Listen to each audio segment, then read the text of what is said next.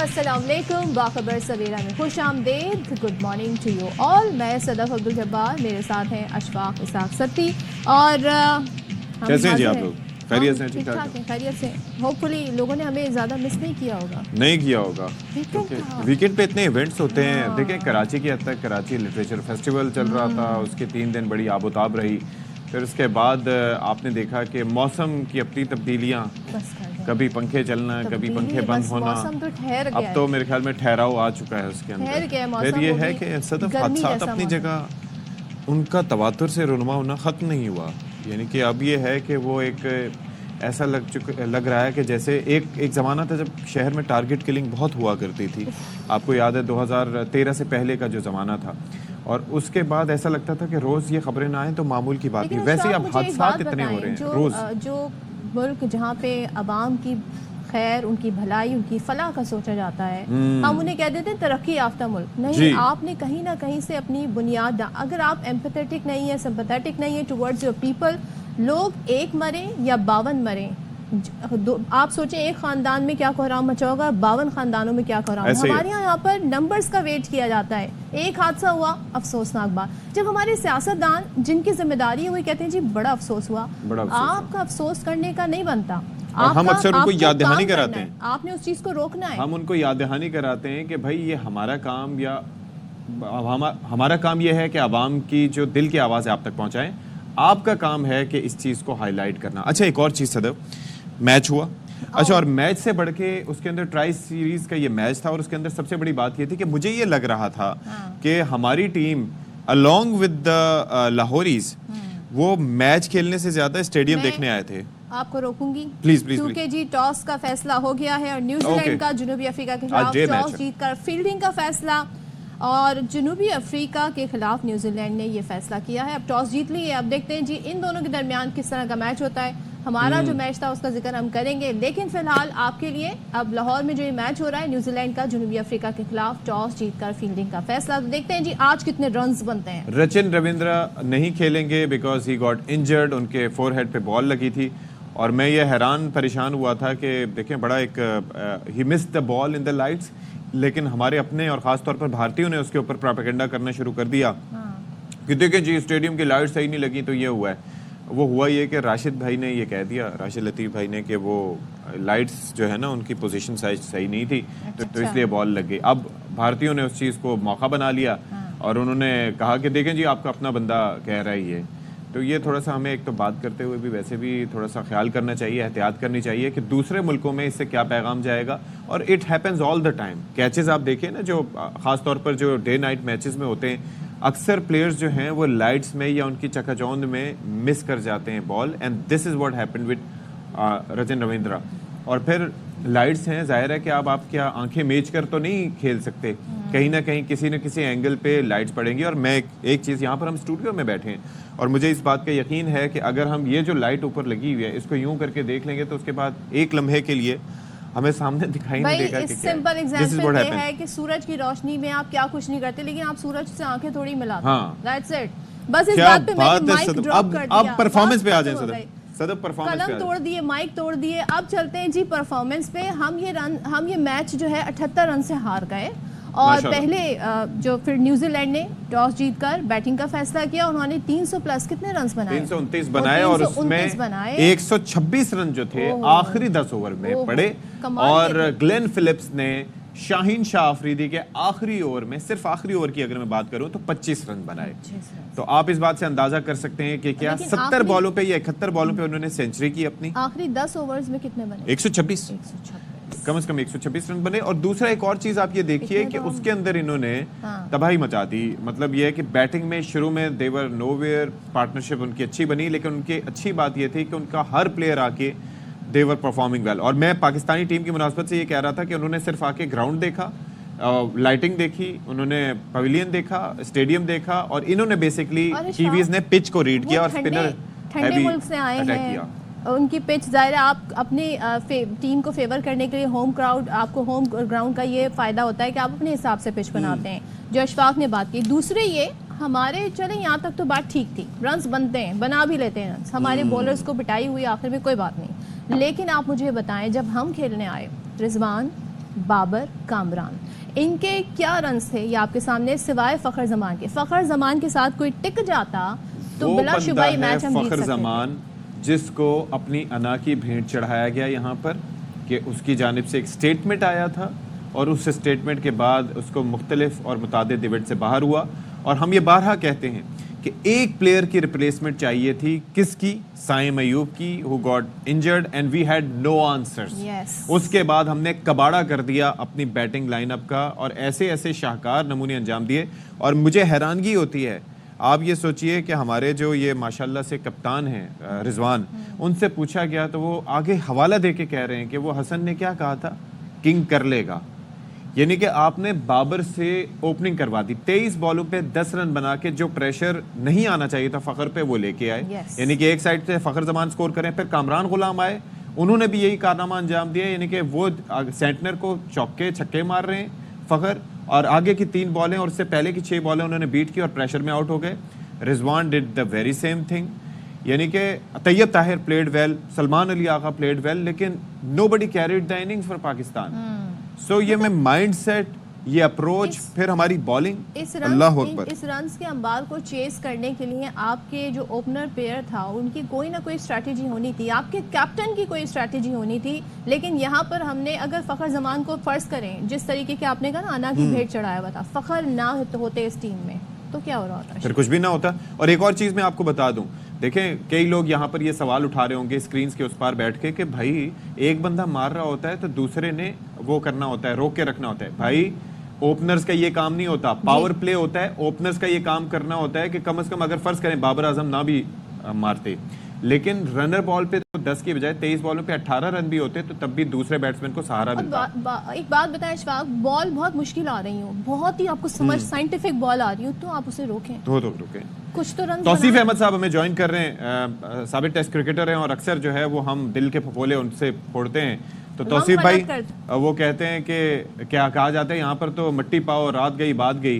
कुछ हमने असेसमेंट की अपनी नाकिस जो हमारी मालूमात हैं और जो एक है, आपका तज्जिया क्या है सर? देखें अभी आपने सारी बातें की हैं और वही बातें हम करे जा रहे हैं बाबर के मुतालिक और सबके जी स्ट्राइक रेट ये वो, मगर वो नहीं समझ के दे रहे, हम तो किए जा रहे हैं बात।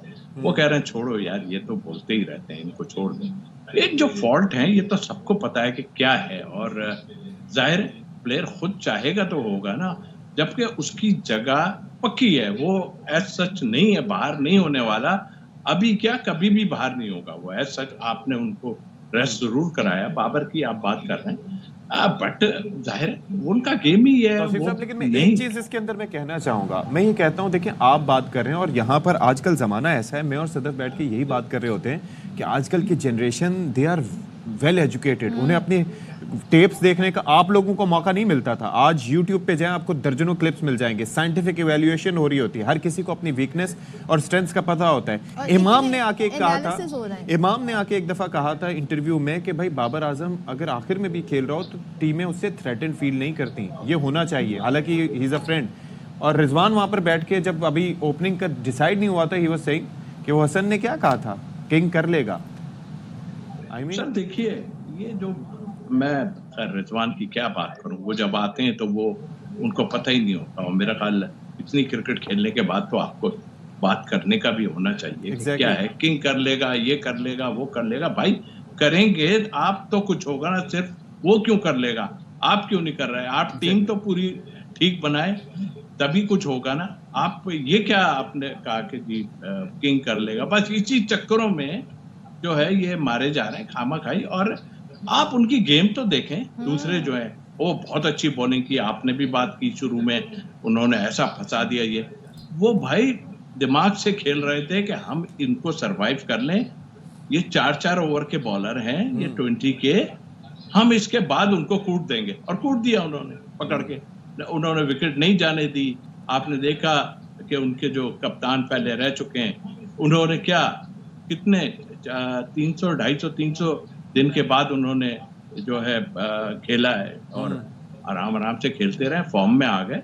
और उसके बाद आप देख लें कि बाद में जो हुआ आपके सबके सामने है। तो आप जी तौसीफ साहब, मुझे स्ट्रेटेजी बताएं, कहीं पे कोई प्लान आपको नजर आए जब आप 300 प्लस स्कोर देखते हैं, आपने उसे चेस करना है, कम से कम आपके एक खिलाड़ी ने तो सेंचुरी बनानी ही बनानी है, तब जाकर आप उस रन्स के करीब पहुंच सकेंगे। यहाँ पर आपके रिजवान, कामरान, बाबर जिस तरह आउट होते हैं, तो क्यों हम इन्हें ही ओपनिंग के लिए भेजते हैं? क्यों हमने इतना बर्डन डाला फ़खर पर? और फ़खर ना होते तो फिर क्या इस टीम कितने रन से आउट हुई होती?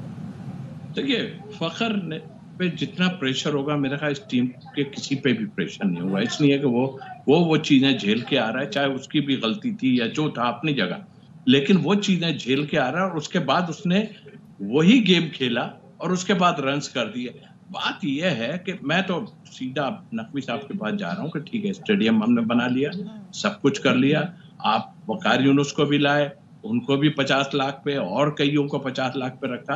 अब खुदारा इस क्रिकेट पे ध्यान दे दें, इसलिए तो वो हमने अप्रिशिएट, हमने बहुत जबरदस्त काम किया और स्टेडियम्स बनाए, सब कुछ है इसमें, मगर असल है ये अब हमारा काम। आपने तो उन पे छोड़ दिया है, वो नहीं कर रहे हैं, वो कुछ भी नहीं कर रहे हैं, वो बस अपने मस्तियों में लगे हुए हैं और कुछ भी नहीं है उनके साथ। आप जरा देखें तो, खेल तो देखें, दूसरे से सीखता है ना आदमी। तो उन्होंने सरवाइव किया और उसके बाद आपको आहिस्ता आहिस्ता ले जाके बाद में उन्होंने जो। और तौसीफ साहब, एक माइंडसेट मुझे बताइए, जैसे हम कई बड़े प्लेयर्स का देखते हैं कि उनके साथ होता ये है कि मिसाल के तौर पर मैं इंडियन मिसाल लूँ तो युवराज सिंह के साथ ये हुआ करता था कि शुरू में उनका स्टार्ट शेकी होता था, यानी कि शुरू में समझ नहीं आती थी, लेकिन जब वो एक दफ़ा सेटल हो जाते थे आफ्टर सर्टेन रन्स, 10-11 रन्स के बाद, तो उसके बाद आसानियाँ हो जाती थी।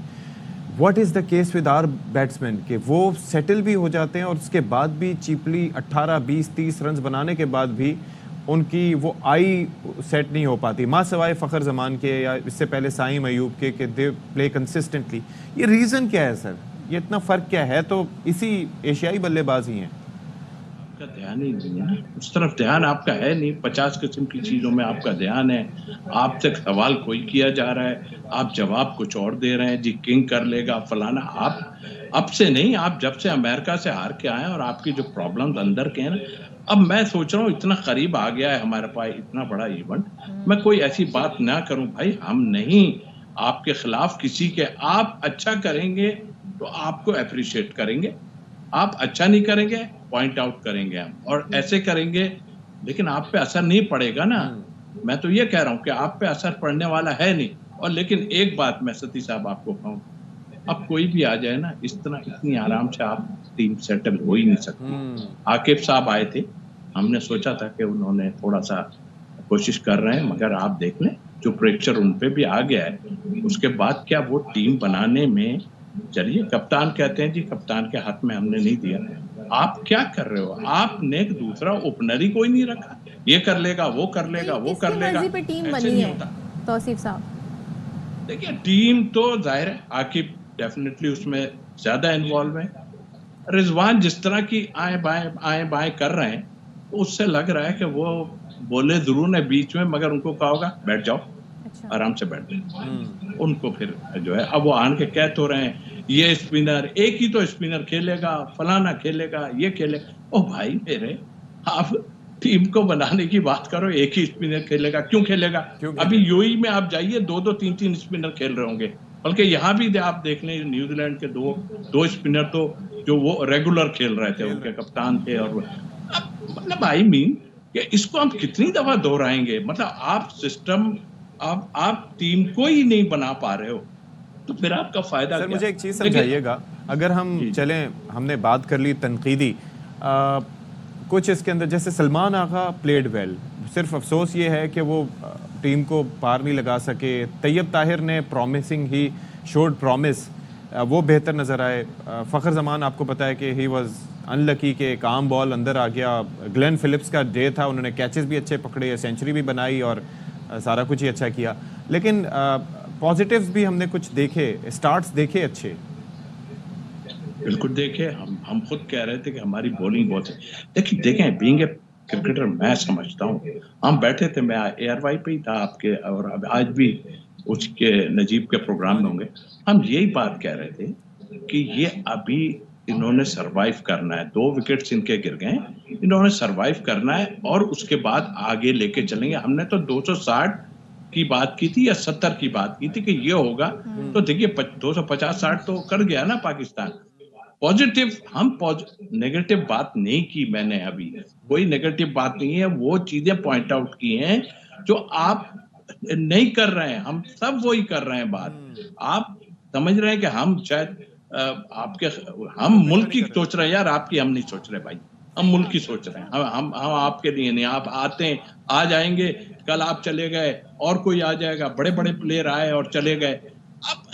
अब ये छोड़ दें इस बात को। देखिए आपने सभी कह रहे हैं, सर आप भी तो कह रहे हैं ना, आप भी समझते हैं, आप तो सब समझते हैं कि फला जगह इसको खिलाना चाहिए था, फला जगह। अब आप तैयब ताहिर और इनकी सबकी बात कर रहे हैं, वो बेचारा सरवाइव कर रहा है। वो कह रहा है यार अगर मैंने रन्स नहीं किए तो अभी मुझे खिला दिया है, अभी टीम चेंज ना हो जाए। क्योंकि बधाई, अगर आप थोड़ी हठधर्मी करेंगे, आपको फिर भी मैं कहता हूं, आपको प्लीज इंक्लूड करें, प्रॉपर ओपनर इंक्लूड करें।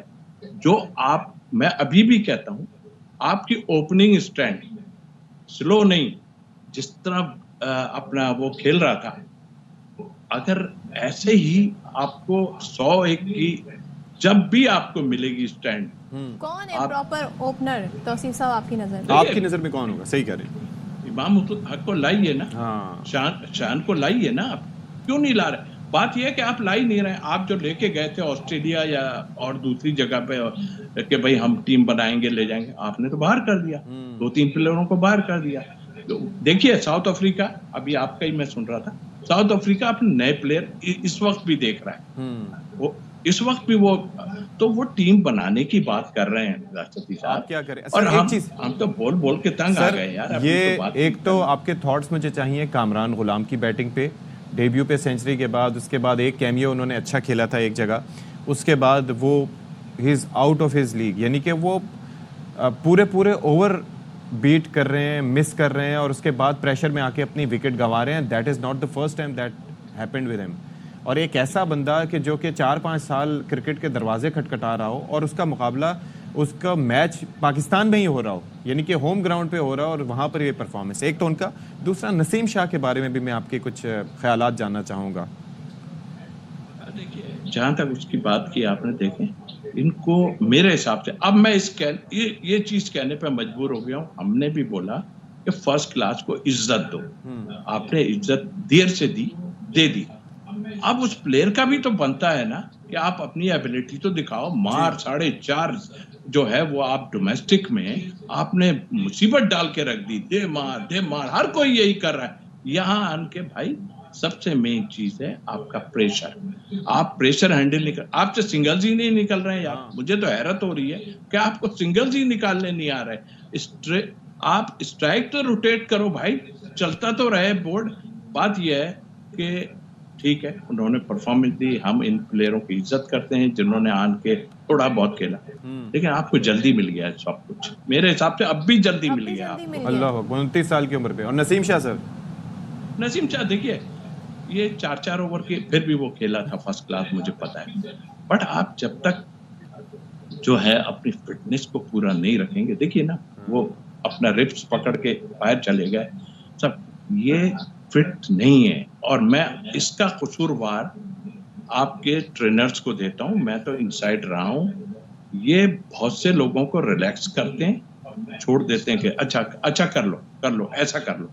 जिस पे उनका बस चल रहा होता है उसको भगा के, घोड़ा भी इतना नहीं भागता जिससे उसको भगा के उसको गिरा के रख देते हैं। मैंने देखा है नए लड़कों को पौधे। तो ये चीजों को अगर आप पहले से ठीक करें, अब तो खैर बहुत टाइम गुजर गया। मैंने तो इनसाइड तो एक अप्रोच होनी चाहिए कि भाई अपनी फिटनेस कैसे रखनी है। सिर्फ एक जॉब है कि you got to eat well, you got to exercise, you got to stay fit और आपने परफॉर्म करना है, स्पेशली बिफोर चैंपियंस ट्रॉफी और एनी बिग इवेंट। देखिए मैं आपको बताऊं, ये बिल्कुल आपने ठीक कहा, प्लेयर को खुद भी सोचना चाहिए। हमारे पास तो इतनी फैसिलिटीज नहीं थी ना। मैं बखुदा बता रहा हूँ, अपनी फिटनेस के लिए मैं शाह फैसल कॉलोनी में रोड पे भाग रहा होता था, जबकि रोड पे भागना ठीक नहीं है। आपके घुटने भी खराब। उस वक्त हमारे पास नहीं था कुछ। और मैं बड़ी बात नहीं कर रहा कि हम अच्छे फील्डर थे, और ग्राउंड से बाहर नहीं आते थे। अभी तो सब कुछ मिल रहा है, ग्राउंड से बाहर चले आ रहे हैं। और एज भी क्या है सर? सही बात। तौसीफ भाई एज भी तो देखिए। हाँ एज देखिए, हाँ, एज सबसे बढ़िया। आप इनकी बॉडी लैंग्वेज तो देखना सर।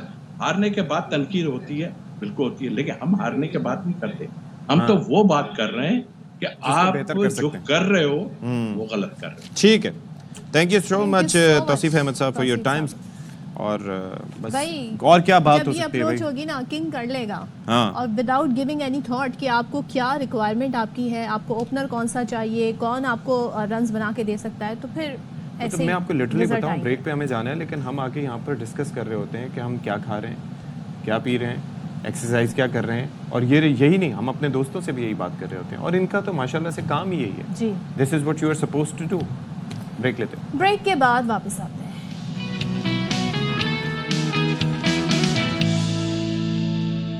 अच्छा जी, वेलकम बैक वंस अगेन। और जो अशफाक और हम सुबह सवेरे जब हम आपसे अपना इंट्रोडक्शन करवा रहे थे, उस वक्त बात हम जो कर रहे थे वो ये कि अशफाक ने एक बात कही जो मुझे बड़ी जाके दिल को लगी। उन्होंने कहा एक ज़माना था कराची में टारगेट किलिंग हुआ करती थी, रोज़ नंबर्स आते थे, आज इतने लोग मर गए, आज इतने लोग मर गए।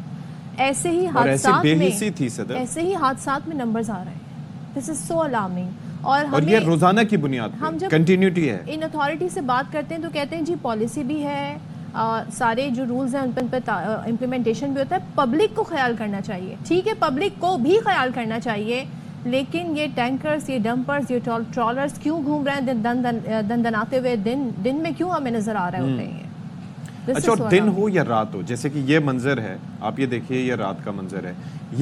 ये जो हादसा है, इसके अंदर अगर इसको फुल स्क्रीन पे दिखाया जा सके, इसमें गलती बाइक वाले की है।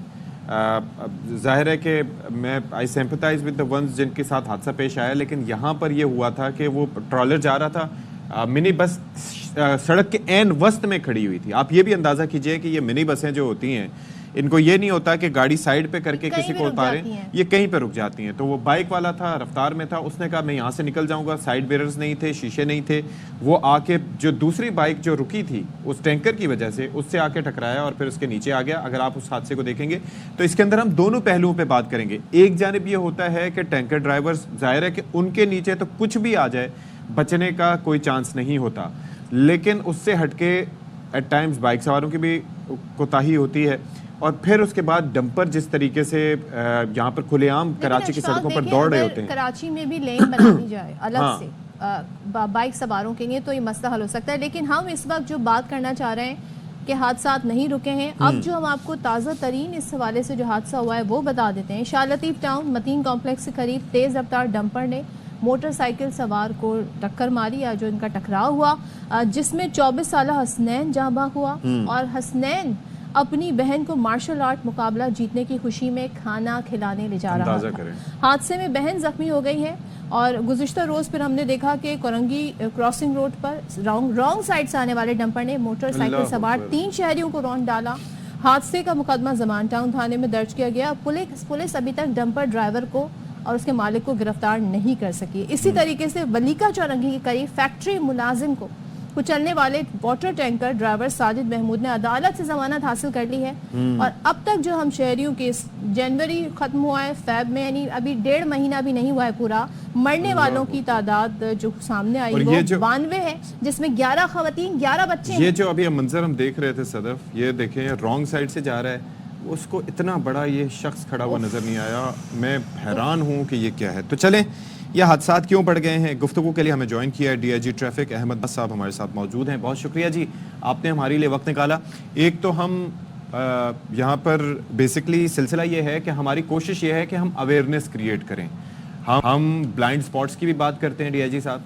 ये बता इसलिए तहमीद इसलिए बांध रहा हूँ कि आप ये ना समझें कि हम ट्रैफिक पुलिस को क्रिटिसाइज करने के लिए आपसे बात करने जा रहे हैं। हम यहाँ पर ब्लाइंड स्पॉट्स की बात करते हैं। हम मोटरसाइकिल सवारों को कहते हैं कि जी आपने भी बचना है, आपने कट नहीं मारना, इस तरह से नहीं करके जाना, और अगर गलती होती है तो वहां पर भी निशानदेही करते हैं। लेकिन ये वाकयात बहुत बढ़ चुके हैं, अब तवातुर से हो रहे हैं, हर रोज हो रहे हैं, रॉन्ग साइड से जा रहे हैं, सही साइड से जा रहे हैं, हादसात हो रहे हैं। आपकी नजर में इसकी वजह क्या है, क्यों अचानक इतना इसमें इजाफा हो गया है? जी बहुत शुक्रिया। बिल्कुल जो हादसात में इजाफा देखा गया है, ट्रैफिक पुलिस को उसके ऊपर सख्त तशवीश है। और इस सिलसिले में जो वजूहात हैं हम मुतल्लिका फोरम्स पे उनकी निशानदही भी करते आ रहे हैं।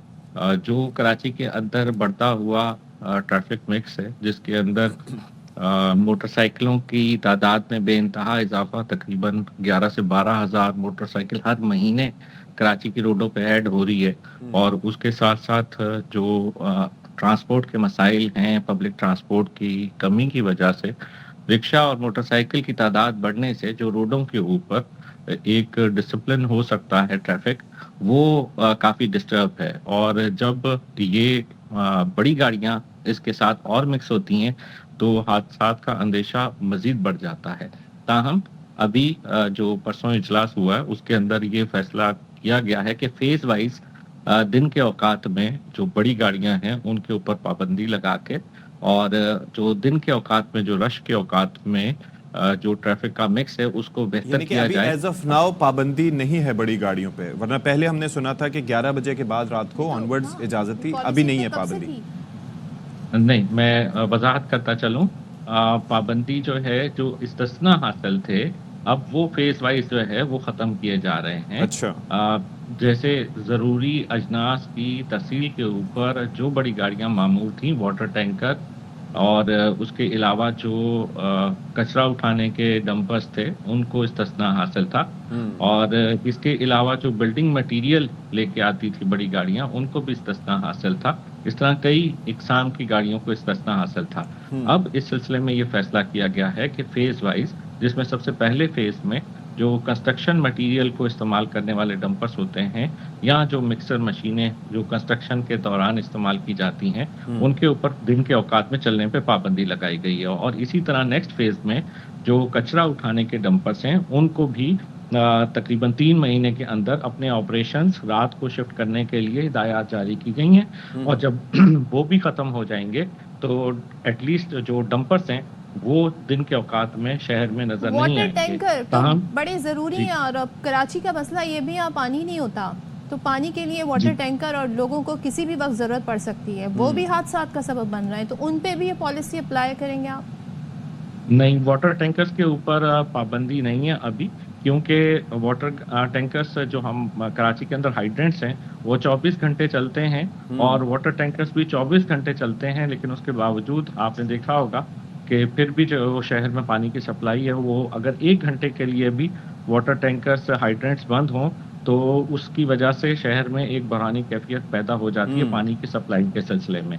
तो फिलहाल वाटर टैंकर्स को इजाज़त है, ताहम जो वाटर टैंकर्स हैं, उनके ऊपर रेगुलेशन सख्त की जा रही हैं, जिसमें वाटर टैंकर्स की फिटनेस को चेक किया जाएगा, ड्राइवरों के लाइसेंस को चेक किया जाएगा, और जो ट्रांसपोर्ट डिपार्टमेंट है, उनके जो एक मोटर व्हीकल एग्जामिनर हैं, वो उनको फिजिकली चेक करके और उनको वेरीफाई करके फिर उनको कोड्स, क्यूआर कोड्स के साथ स्टिकर्स देंगे, जिसमें पता चलेगा कि ये वाटर टैंकर जो है रोड वर्दी है। अच्छा अहमद साहब, बेसिकली मसला यहाँ पर इस चीज़ का नहीं है कि कितनी ट्रैफिक हो कितनी ना हो। ज़ाहिर है हमारे यहाँ सड़कों के मसाइल भी हैं, फिर आबादी में इजाफा, फिर बाइक्स में इजाफा, पब्लिक ट्रांसपोर्ट की कमी, यानी कि पहले जो बसें होती थी अब उनकी जगह चिंचियों ने ले ली है, तो that itself is a problem, plus bikes में इजाफा। लेकिन मसला ये है कि जो हमारे मुल्क का मसला एक अरसे से रहा है, सियासी लिहाज से बात की जाए, कि हर कोई अपने दायरे से तजावुज़ करता है, हर कोई अपने दायरे में नहीं रहता। यानी कि अगर आपका एक रूट है, अगर आपका एक रास्ता है, आपने उसको फॉलो नहीं करना। रोड सेफ्टी क्या है, अवेयरनेस क्या है, लाइसेंस का इजरा कितनी आसानी से कितनी मुश्किल से, यानी कि एक फ़ोन कॉल पे लाइसेंस जारी हो जाता है, तो उसके अंदर इन ज़ाब्तों को भी थोड़ा सख्त करने पर गौर किया जा रहा है कि एक तो लाइसेंस मिले, और दूसरा ऐसा हो कि वो फिर जस्टिफाइड हो कि हाँ भाई इस बंदे को ड्राइविंग सेंस है, उसको ड्राइविंग आती है, तो उसको मिले। जी बिल्कुल, आपने बिल्कुल दुरुस्त निशानदही की। देखें, जो लाइसेंसिंग की रिजीम है, वो भी पूरे मुल्क में यकसा नहीं है, और अगर एक जगह मियारी लाइसेंस मिलता है, तो ये भी मुमकिन है कि दूसरी जगह गैर मियारी लाइसेंस भी मिलता हो, और उसकी वजह से मसाइल भी पैदा होते हैं। और इसमें फेडरल गवर्नमेंट को एक यूनिवर्सल पॉलिसी अपनाने की ज़रूरत है, और इसके ऊपर काम भी हो रहा है, और उससे इंशाल्लाह ये है कि स्टैंडर्डाइजेशन तमाम सूबों में और तमाम लाइसेंसिंग अथॉरिटीज़ में यकसा हो जाएगी। हाँ, ये ज़रूर है कि जो उसके अलावा जो ये मसाइल हैं कि लोग पाबंदी नहीं करते और जो सेफ्टी मेजर्स नहीं अपनाते, ये एक बहुत ही अहम जो इसका अवामिल में से शामिल है। इसमें ट्रैफ़िक पुलिस कराची अवेयरनेस तो मुसलसल किए जाती है, आपके तवज्जुह से बहुत ज़्यादा काम हुआ है, इलेक्ट्रॉनिक मीडिया से, आपके चैनल ने भी ख़ुसूसी तौर पे इसमें बहुत ज़्यादा काविश की है, बल्कि जो ये ब्लाइंड स्पॉट्स की आपने एक वो एजुकेशनल वीडियो बनाई, ये इंतहाई अहम किरदार अदा करेगी अवेयरनेस के अंदर और ये बहुत अच्छी काविश है। इसी तरह की एक और चीज़ हम चाहेंगे जिसके ऊपर मैं चाह रहा था कि आप बताएं, ट्रैफिक पुलिस इटसेल्फ जो है वो हम सुनते हैं कि उसके अंदर एक मसला जिसके बारे में हम देखते हैं कि वो ओवरवर्कड हैं, प्लस वहाँ पर जो लेन देन का सिलसिला है निचले लेवल पर वो हमने अपनी आंखों से गुजरते हुए कई जगह देखा। दूसरा, अंडर स्टाफ्ड भी है ट्रैफिक पुलिस। तो क्या आप इस बारे में आवाज़ उठाते हैं कि भाई चौक चौराहों पे जो जवान खड़े हैं उनकी तादाद में इजाफा होना चाहिए, या उनको ड्यूटी आवर्स कम होने चाहिए, उनकी सैलरीज या उनकी इलाज मुआवजे का प्रॉपर सिलसिला होना चाहिए ताकि उनकी स्क्रूटनी सख्त हो सके? इसके ऊपर कोई आपने बात की गवर्नमेंट से? जी बिल्कुल।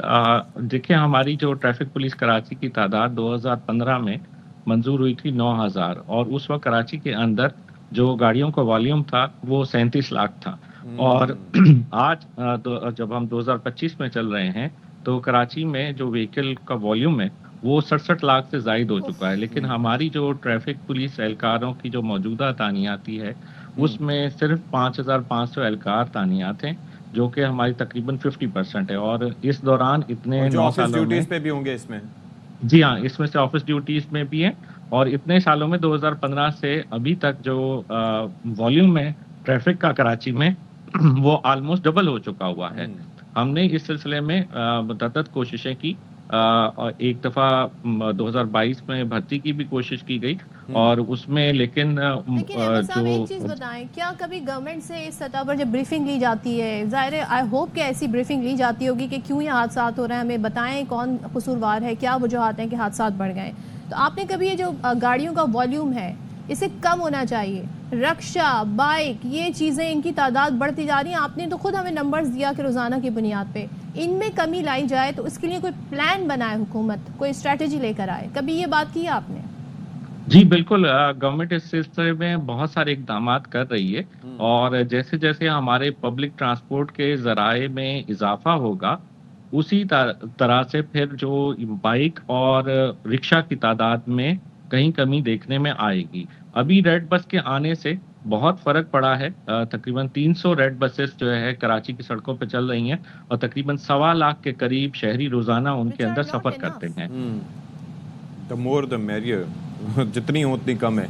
लेकिन आई होप कि जी इस पे कुछ होगा। अहमद नवाज साहब, बहुत मसाइल हैं जी यहाँ पर और इसको सॉल्व करने की ज़रूरत है। हो सकता है जब आप लोगों को पब्लिक ट्रांसपोर्ट दे दें और जिस तरीके से अंडरग्राउंड लोगों को बाकायदा ट्रेन सर्विस दी जाती है दीगर मुल्कों में बना के, ऐसे एलिवेटेड सर्विस हो whatsoever. Thank you so much Ahmed Nawaz sahab for your time. Infrastructure में ये तो कर सकते हैं कि आप अलग लेन बना दें बाइक्स वालों के लिए और आप इस चीज को मेक श्योर करें कि वो उसी लेन पर ट्रैवल करें। सदफ, यहाँ पर मैं वही कह रहा हूँ ना कि इसकी पाबंदी किसने करानी है? ट्रैफिक पुलिस ने। ट्रैफिक पुलिस ने, आपने सुन लिया कि अंडर स्टाफ्ड है, प्लस दूसरा ये है कि जो नंबर बता रहे हैं उसके अंदर ऑफिस स्टाफ भी होगा। कंस्ट्रक्शन बड़ा टाइम लेती है, लेकिन ये इम्प्लीमेंटेशन यूं हो सकती है, अगर आपके अंदर विल हो तो ये काम किए जा सकते हैं। और दूसरा ये है कि आप बिल्कुल ये मास ट्रांजिट सिस्टम आपके पास ऐसा होना चाहिए कि जिसकी वजह से लोगों को ये आसानियाँ हो।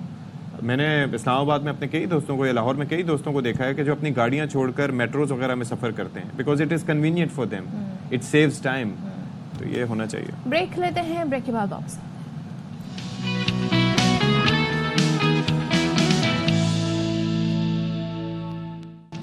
Welcome back once again. और कराची में एक जमात होती है जिसका नाम है MQM पाकिस्तान। अच्छा, MQM पाकिस्तान की एक पूरा एवोल्यूशन प्रोसेस अगर हम पिछले रीसेंट पास से जाने तो वो जो 21 अगस्त हुआ था 2016 22 अगस्त 2016 बस वहाँ से बड़ी टूट फूट हुई। MQM लंदन, MQM फला, फिर PSP, बहुत सारी जमातें बनी। लेकिन 2024 के इलेक्शन से पहले ये सब एक प्लेटफॉर्म पे इकट्ठे हो गए। सबको बड़ी हैरानी हुई कि ऐसा कैसे हो गया। ये तकरीबन 4-5 धड़े थे जो मिल गए और कहा जी हम MQM पाकिस्तान है और हमारे जो सरबरा होंगे वो होंगे खालिद मकबूल सिद्दीकी साहब। लेकिन अब क्या हो रहा है MQM में आफ्टर जस्ट 1 ईयर? अब बस जनाब आपस में अभी भादराबाद मरकज में भाई ऐसा कुछ हुआ क्लैश कि बाहर ट्रैफिक जैम हो गई। अच्छा। हम तो सुन के हैरान थे कि भाई ऐसा क्या हो रहा है वहाँ पर कि ट्रैफिक जैम है, और ज़ाहिर है कि मुख्तलिफ TV चैनल्स पर टिकर चल रहे थे। तो उसमें ये हुआ कि बताया जाता है कि गवर्नर सिंध कामरान टेसोरी के खिलाफ नारे भी लगे। अच्छा, गुज़िश्ता रोज़ MQM का इजलास भी हुआ, लेकिन उसमें डॉक्टर खालिद मकबूल सिद्दीकी और मुस्तफ़ा कमाल ने शिरकत नहीं की। लेकिन एक बयान में खालिद मकबूल सिद्दीकी कहते हैं कि कामरान टेसोरी MQM के गवर्नर हैं, वो कहीं नहीं जा रहे और बहादराबाद में MQM मरकज़ पर धावा बोलने वाले शोर शराबा करने वालों के खिलाफ कार्रवाई होगी। डॉक्टर फारूक सत्तार कहते हैं कि पार्टी ने बयान जारी कर दिया, इसमें सब सवालों के जवाब हैं, तंजीमी नज़्म ज़ब्त की खिलाफ वर्जी पर एक्शन होगा। तो ये कंफ्यूजन है वैसे इसमें भी। सुन लेते हैं फिर। बेसबब नहीं गालिब, कुछ तो है जिसकी पर्दादारी। MQM पाकिस्तान की तरफ से बयान जारी हुआ है, उसमें आपके तमाम सवाल के जवाब मौजूद हैं। कोई ऐसा मसला नहीं है जो आपस में बाहम मिलजुल कर बैठ कर उसे हल ना किया जाए। अब तो हम कराची में जो तामीर और तरक्की का अमल है उस पर तवज्जो दे रहे हैं। अच्छा, जब ये सब हो रहा था तो टिकर भी चल रहे होते हैं। मैं एक टिकर पढ़ रही थी, उसमें लिखा था जी 2 ग्रुप बन गए हैं। ख़वातीन ग्रुप कह रही हैं कि खालिद मकबूल सिद्दीकी हमारी रेड लाइन है। अच्छा, तो मुझे ये जो ख़वातीन ग्रुप है ये मुझे समझ नहीं आया है कि एक तो यहाँ पर अभी यही तयन नहीं हो पा रहा कि कौन पार्टी का सरबराह क्या कुछ। बहरहाल चले, अब सारी सूरत हाल में मुस्तफ़ा कमाल साहब भी फिर जब इजलास में पहुंचे और उन्होंने कारकुनों के जो नारे थे उसको कहा ये जमहूरी अमल है, और सहाफ़ियों के सवाल के जवाब में कहा हमारा मरकज़ है, हम जब चाहे आएंगे।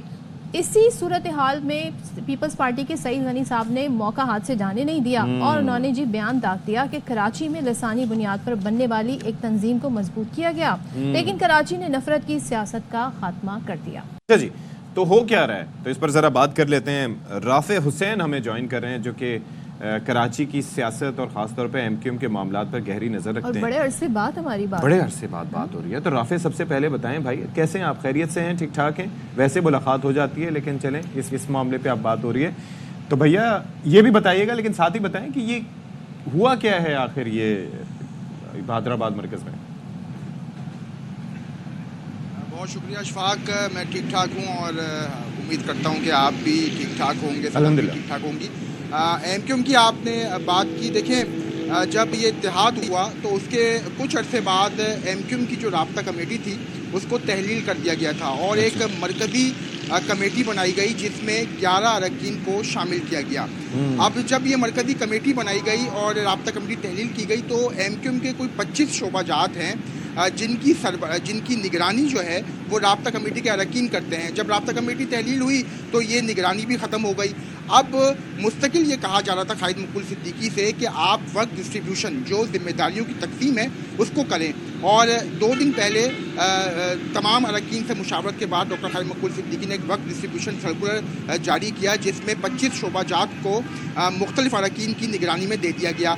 उसके बाद सोशल मीडिया पर यह चलना शुरू हुआ कि ये सर्कुलर फेक है, झूठा है और इसमें कोई सदाकत नहीं है, और जिन लोगों को जिम्मेदारियां नहीं मिली थी वो नाराज़ हो गए। और उसके बाद फिर तमाम जो टाउन्स हैं उसमें ये मैसेज गया कि फौरी तौर पर कारकुनान भादराबाद पहुंचे, जो नाराज़ रहनुमा हैं उन्होंने ये मैसेज चलाया, और जो नाराज़ कारकुनान हैं वो नहीं, ये सर्कुलर फेक नहीं था। अच्छा। हमने एक्सक्लूसिवली तौर पर डॉक्टर फारूक सत्तार से इंटरव्यू किया और उन्होंने इस बात की तस्दीक की कि ये सर्कुलर बिल्कुल सही है और ये तमाम अरकान की मुशावरत से जारी हुआ है, लेकिन कुछ लोगों को क्योंकि जिम्मेदारियों पर उनको नहीं रखा गया और उनको ये सर्कुलर मंजूर नहीं था तो उनको तहफ़्फ़ुज़ात थे।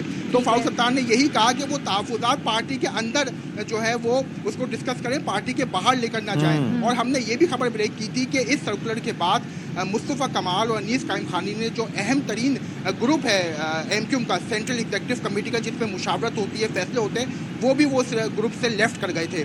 तो उसके बाद फिर यहाँ बहादुराबाद कारकुनान पहुँचते हैं, फिर वो शोर शराबा करते हैं, वहाँ पे नारेबाजी होती है, गवर्नर सिंह के खिलाफ भी नारेबाजी होती है और कहा जाता है कि पार्टी को गवर्नर हाउस से नहीं चलने दिया जाएगा, वो बहादुराबाद मरकज से चलेगी।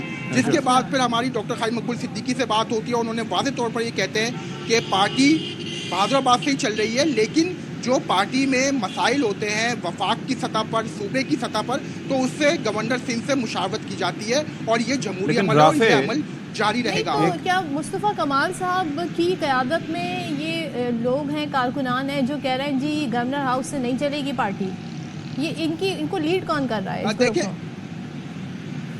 देखें सदफ, ये तो अब मुख्तलिफ जो लोग हैं, जो देखें आपने खुद बताया कि जो धड़े थे वो आपस में जो है मर्ज हुए, तो ज़ाहिर बात है हर किसी के अपने अपने हिमायती हैं, तो एक दूसरे के खिलाफ जब नारेबाजी हो रही है तो वो एक दूसरा ग्रुप ही कर रहा है। हमने देखा कि पहले खालिद मकबूल सिद्दीकी के खिलाफ नारेबाजी हुई, फिर रात में जो है वो खालिद मकबूल सिद्दीकी के हिमायती जो है वो बहादुराबाद मरकज़ पहुँच कर उन्होंने जो है वो दूसरे ग्रुप के खिलाफ नारेबाजी की और कहा कि खालिद मकबूल सिद्दीकी हमारी रेड लाइन है।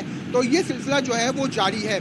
तो अब जो है वो गवर्नर सिंह के हवाले से तो खालिद मकबूल सिद्दीकी ने ये वादे कर दिया कि वो कहीं नहीं जा रहे, वो एमक्यू के गवर्नर हैं और वही गवर्नर रहेंगे। और कल रात हमारी वफाकी हुकूमत के ज़राए से भी बात हुई, उन्होंने ये कहा है कि ये एमक्यू का तंजीमी मामला है, गवर्नर सिंह वफाक के नुमाइंदे हैं और वो इसी तरह काम करते रहेंगे, उससे इनका कोई ताल्लुक नहीं है। तो ये तो बात क्लियर हो गई कि गवर्नर सिंह एक चीज़ बस मैं जानना चाहूँगा आखिर में कि पहले एक आवाज़ आया करती थी और सारे जो है वो उस पर लब्बैक कहा करते थे और खामोशी छा जाया करती थी। अभी शोर बहुत है, लेकिन कोई एक आवाज़ है जिसकी कोई सुन सके, या हर कोई अपनी अपनी हाँक रहा है? मुस्कुरा रहे हैं। अशफाक, आपने माजी की याद ताज़ा कर दी, लेकिन खैर चलें, अभी तो फ़िलहाल डॉक्टर खालिद मकबूल सिद्दीकी ही जो हैं वो सरबराह हैं। और जब ये मर्जर हुआ था तो मुस्तफ़ा कमाल साहब ने बाकायदा प्रेस कॉन्फ्रेंस में ये कहा था बहादुराबाद में कि हम डॉक्टर खालिद मकबूल सिद्दीकी की सरबराही में काम करेंगे। और फारूक सत्तार ने भी इस बात का अज़म का इज़हार किया था। फारूक सत्तार भी अपने इंटरव्यू में ये बोल चुके हैं कि खालिद मकबूल सिद्दीकी को हटाने का कोई इरादा नहीं है, वो अपना काम जारी रखेंगे और खालिद मकबूल सिद्दीकी ही एमक्यूएम के सरबराह भी हैं और सुनी जाएगी, लकीर भी हैं। अच्छा, और व्हाट्सएप ग्रुप में भी शमूलियत नहीं है। आई थिंक पहले सारा इख्तिलाफ ही यहीं से शुरू हुआ था, व्हाट्सएप ग्रुप छोड़ दिया था मुस्तफ़ा कमाल। अच्छा, वो सेंट्रल एग्जीक्यूटिव कमेटी भी व्हाट्सएप ग्रुप पे चल रही है। नाइस, कितना इंपॉर्टेंट है आजकल। ग्रुप्स आर वेरी इंपॉर्टेंट, खास तौर पर व्हाट्सएप ग्रुप। लेकिन अशफाक, अब जो है वो मामला तय हो गए हैं, ना इत्तेफाकी ख़त्म हो गई है। और कल मुस्तफ़ा कमाल भी गुज़िश्ता रोज़ जो है वो पहुंच गए हैं। उन्होंने ये कहा है कि ये जमहूरी अमल होता है और इस तरह की नारेबाजी होती है जब मसाइल हल नहीं होंगे, मुशावरत नहीं होगी, तो फिर बात बाहर निकलती है और लोग जो है वो बातें करते हैं। लेकिन अब जो है वो तमाम मसाइल हल हो गए हैं और एक टेबल पे बैठ गए। अब देखना ये है कि ये इत्तेहाद कब तक जारी रहता है। ऑलराइट जी, राफी हुसैन, बहुत शुक्रिया आपका। और हम एक चीज़ देख रहे थे कि भाई वो दरमियान में इवेंट था, एक इशू था और उसके ऊपर बड़ा होम्योपैथिक ताखीर से रिस्पांस आया था एमक्यूएम का। You remember? उस वक्त ही हम लोग डिस्कस कर रहे थे कि काफी दिनों से what would be the reason. लेकिन भाई ये व्हाट्सएप ग्रुप पे नजर रखा करें, जो छोड़ के जाए समझ लें जी उसे। Who left the WhatsApp group? बिल्कुल। चलिए, अब जी सोशल मीडिया की बात हो रही है तो सोशल मीडिया के इम्पैक्ट की भी बात कर लेते हैं। बहुत कुछ सोशल मीडिया ने जो एक ट्रेडिशनल तौर तरीके रिवायात थी उनको चेंज कर दिया। तो एक तरीका ये भी था कि हमें याद है कि इंटरनेट से पहले, सोशल मीडिया से पहले, हम सबके पास हर साल की डायरीज हुआ। ऐसा ही है, बिल्कुल ऐसा ही है। उसमें हम कभी शेर लिख लेते थे, अपने पसंदीदा कोई कॉल लिख लेते थे, कोई तजुर्बात लिख लेते थे, अपना बीता हुआ दिन लिख लेते थे, तो अपनी कभी ख्वाहिशात, कोई टू डू लिस्ट, ये सब बना लेते थे। लेकिन अब ये कल्चर खत्म हो गया। अब लोगों के पास डायरीज ही नहीं होती, अब लोगों ने लिखना भी छोड़ दिया। अशफाक, बिल्कुल जी, लिखना छोड़ दिया है और ये बड़ा एक मसला है। लेकिन इसको कैसे सॉर्ट किया जाए, फिर क्या किया जाए? आपको आदत पड़ गई है। हल किया जा सकता है कि क्या किया जाए और ऐसा क्यों हो रहा है। आजकल लोग जर्नलिंग भी बहुत करते हैं, ये हमारे यहाँ इतना ट्रेंड नहीं है लेकिन बाहर बहुत ज़्यादा है। तो ज़रा बात कर लेते हैं। हमारे साथ मौजूद है assistant professor sociology doctor Mohammad Rizwan Safdar sahab. Thank you so much doctor Mohammad Rizwan sahab. मुझे ये बताइएगा, डायरी जिसमें हम कहते हैं ना अपने जाती तजुर्बात, प्राइवेट थॉट्स, डायरी को अपना दोस्त करार दिया जाता था। अब मैं कहीं पढ़ रही थी जी, इसको रिप्लेस कर दिया सोशल मीडिया ने। और अब आप ट्वीट करते हैं, आप लॉग्स लिखते हैं, व्लॉगिंग करते हैं, लेकिन वो एक पब्लिक कंजम्पशन के लिए है। डायरी आपके प्राइवेट थॉट्स होती थी। इन दोनों का कंपैरिजन बनता है? नहीं, बिल्कुल नहीं बनता। बहुत अच्छा, एक तो आपने पहले अपने प्रीफेस में बताया डायरी के बारे में। मेरा ख्याल है कि जो सोशल मीडिया है उसने प्राइवेसी तो वैसे ही ख़त्म कर दी है, तो वहाँ पे जो थॉट्स होती हैं सोशल मीडिया पे जो हम शेयर करते हैं वो बिल्कुल पर्सनल नहीं होती। They are inspired by the people and we want people के वो लोग ये पढ़ें, और पता नहीं हमारे जहन में क्या चल रहा होता है। और अमूमन देखें कि इंस्टाग्राम की जो लाइफ है, ये ट्विटर की जो लाइफ है या फेसबुक की जो लाइफ है, वो लोग उस पे बहुत खुश नज़र आ रहे होते हैं, बहुत खुश लिख रहे होते हैं, और बाद में बहुत सी ऐसी खबरें भी मिलती हैं कि वो डिप्रेशन में थे। बहुत सारी ऐसी खबरें भी आई प्रीवियस ईयर्स में कि बहुत सारे लोगों ने, अभी कल भी मैं एक खबर पढ़ रहा था कि एक मॉडल थी, सोशल मीडिया पे उनकी ज़िंदगी ऐसे थी कि शायद इनसे ज़्यादा खुश है ही कोई नहीं है ज़िंदगी में, लेकिन बाद में उन्होंने सुसाइड कर लिया। मतलब जो दूसरे देखना चाहते हैं तो हम उन्हें वो दिखा दें। बिल्कुल। और जिसपे और सोशल मीडिया ने देखें हमें लगा दिया है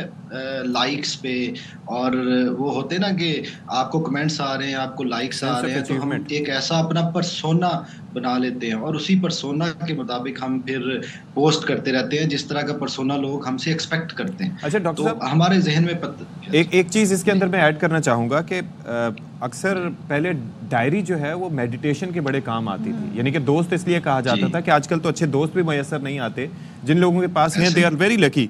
मतलब क्योंकि आप डायरी के अंदर कोई भी आपकी परेशानी अगर आप लिख देते हैं, और ये कहा भी जाता है कि अगर आपकी कोई भी परेशानी है, कोई भी चीज़ है, कोई चीज़ आपको तंग कर रही है, आप लिख लेंगे उसको तो आपका दिल हल्का हो जाएगा और आप उससे काफ़ी मेडिटेशन आपको मिल जाएगी। अब वो सिलसिला खत्म हो चुका है, तो उसको कैसे हम बेहतर कैसे कर सकते हैं? What can we do now? Shall we start again? बिल्कुल, इसको मैं तो कहता हूँ कि ये प्रॉपर थेरेपी है, और आप जिसको मेडिटेशन कह रहे हैं कि ये थेरेपी है कि आप अपने थॉट्स लिखें और उनके बारे में फिर रिफ्लेक्टिव हों बाद में, और उनको बाद में पढ़ें, और चाहे आप उस वक्त गुस्से में थे, चाहे जज्बात में थे, चाहे आप प्यार की कोई एक्सप्रेशन था आपका, तो उसको बाद में जो है वो आप रिफ्लेक्टिव हों, अकाउंटेबिलिटी का मौका मिलता है। और जो आपने पूछा कि किस तरह से इसको, तो मेरा ख्याल है कि वालिदैन की ये प्राइमरी रिस्पॉन्सिबिलिटी है कि अब हमने बच्चों को क्या किया है कि बच्चे के मुंह में फीडर होता है, उसके हाथ में मोबाइल फोन होता है, तो बच्चे को प्राइमरीली सोशल मीडिया सोशलाइज कर रहा है, और सोशल मीडिया का जो कंटेंट है उससे बच्चा सोशलाइज हो रहा है। तो मेरा ख्याल है कि बतौर पेरेंट्स हमारी ये जिम्मेदारी है कि हम बच्चों को ये बताएं कि डायरी राइटिंग जो है वो कितनी इंपॉर्टेंट है, और उनको डायरीज गिफ्ट करें। उससे क्या होगा कि उनकी राइटिंग स्किल्स बहुत अच्छी होंगी, वो क्रिएटिव होंगे, वो रिफ्लेक्टिव होंगे। अब यूनिवर्सिटी का अगर आपको एक्सपीरियंस बताऊं तो मतलब यूनिवर्सिटी में बैचलर्स में, पोस्ट ग्रेजुएट में, अंडर ग्रेजुएट में हमारे पास स्टूडेंट्स आते हैं, तो अनफॉर्चुनेटली बहुत कम स्टूडेंट्स ऐसे होते हैं जिनको लिखने का शौक हो। Thank you so much sir, बहुत शुक्रिया रिजवान साहब, आपने हमारे लिए वक्त निकाला। Will take a break here, break के बाद आते हैं।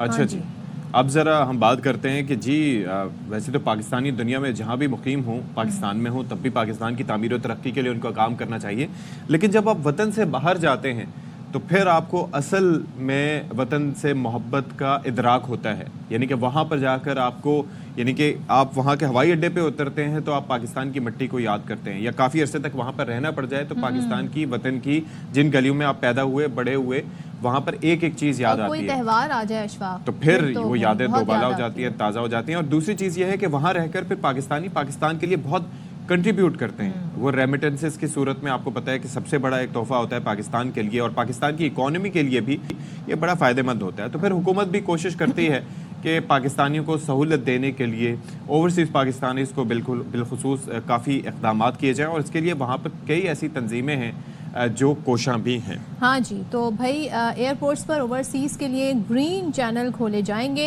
तो ये अच्छी भी खबर है। साथ ही बैरून मुल्क से आए पाकिस्तानी अपने नॉन PTA फ़ोन भी 2 के बजाय 4 माह तक इस्तेमाल कर सकेंगे, वरना बड़ी प्रॉब्लम होती थी।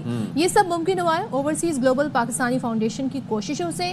फाउंडेशन बैरून मुल्क मुकीम और रोज़गार की गर्ज से गए पाकिस्तानियों को दरपेश मसाइल के हल के लिए कोशिशें कर रही है। तो इसी पर हमने थोड़ा बहुत खुद बताने की कोशिश की, मज़ीद जान लेते हैं और आपकी इन्फॉर्मेशन में भी इजाफा करते हैं। हमारे साथ मौजूद हैं chairman OPGF Akhtar Zeer Mahar, thank you so much हमें ज्वाइन करने के लिए। साथ ही चीफ ऑर्गेनाइज़र मलिक सुलेमान ने हमें ज्वाइन किया, आपका भी बहुत शुक्रिया। अख्तर साहब, सबसे पहले आपसे आगाज़ कर लेती हूँ। थोड़ा बहुत हमने बताया इस फाउंडेशन के हवाले से, इसके मकासद क्या हैं, किस तरह इसने काम करना है, क्या क्या किया अब तक, तो ज़रा थोड़ा सा इसे एलैबोरेट कर दीजिएगा।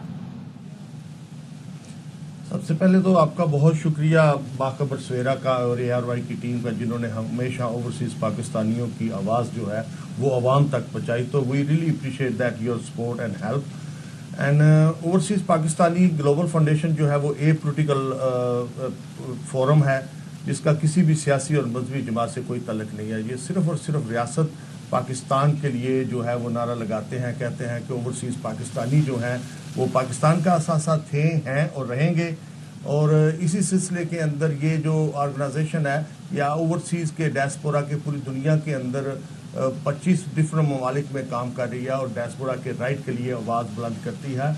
और इस दफ़ा हमारी आवाज़ जो है वो अवानों तक सुनी गई और हिस्ट्री में पहली दफ़ा अवानों के दरवाजे ओवरसीज़ पाकिस्तानियों के लिए खोले गए जो पॉलिटिकल हैं, जिनका कोई पॉलिटिकल कैरियर नहीं है, जिनका किसी भी सियासी जमात से तल्लुक़ नहीं है। तो मैं अप्रिशिएट करता हूँ जनाब प्राइम मिनिस्टर मियाँ शहबाज शरीफ साहब को कि जिनके दरेलाना इकदाम जो हैं वो पहले भी करते रहे हैं ओवरसीज़ पाकिस्तानियों के लिए, जिस तरह उन्होंने पंजाब में कमीशन बनाया और 2014 का जो एक्ट है ओवरसीज़ एक्ट बनाया। तो हमारे लिए जो है उनकी खिदमत जो है ओवरसीज़ पाकिस्तानियों के लिए वो एक संगे मील है और हमेशा याद रखी जाएगी। अच्छा मलिक सुलेमान साहब, आप ये फरमाइएगा कि जाहिर है कि पाकिस्तानी जो मुल्क से बाहर रहते हैं वहाँ पर तो सारी चीज़ें बेहतर ही होती हैं, लेकिन जब वतन वापसी होती है तो यहाँ पर कई चैलेंजेस का सामना करना पड़ता है, क्योंकि दुनिया जिस तरक्की से जितनी रफ्तार से आगे बढ़ रही है हम अभी उस रफ्तार पे नहीं हैं। तो कौन से ऐसे चैलेंजेस थे जिनकी वजह से आपने वज़ीर आज़म साहब से भी मुलाकात की, उनके सामने भी अपनी गुजारिशात रखी, क्या क्या मुतालबात थे आपके वैसे? जी अस्सलाम वालेकुम। पहले तो मैं आपका शुक्रिया अदा करता हूँ कि आपने हमें अपने चैनल पे दावत दी।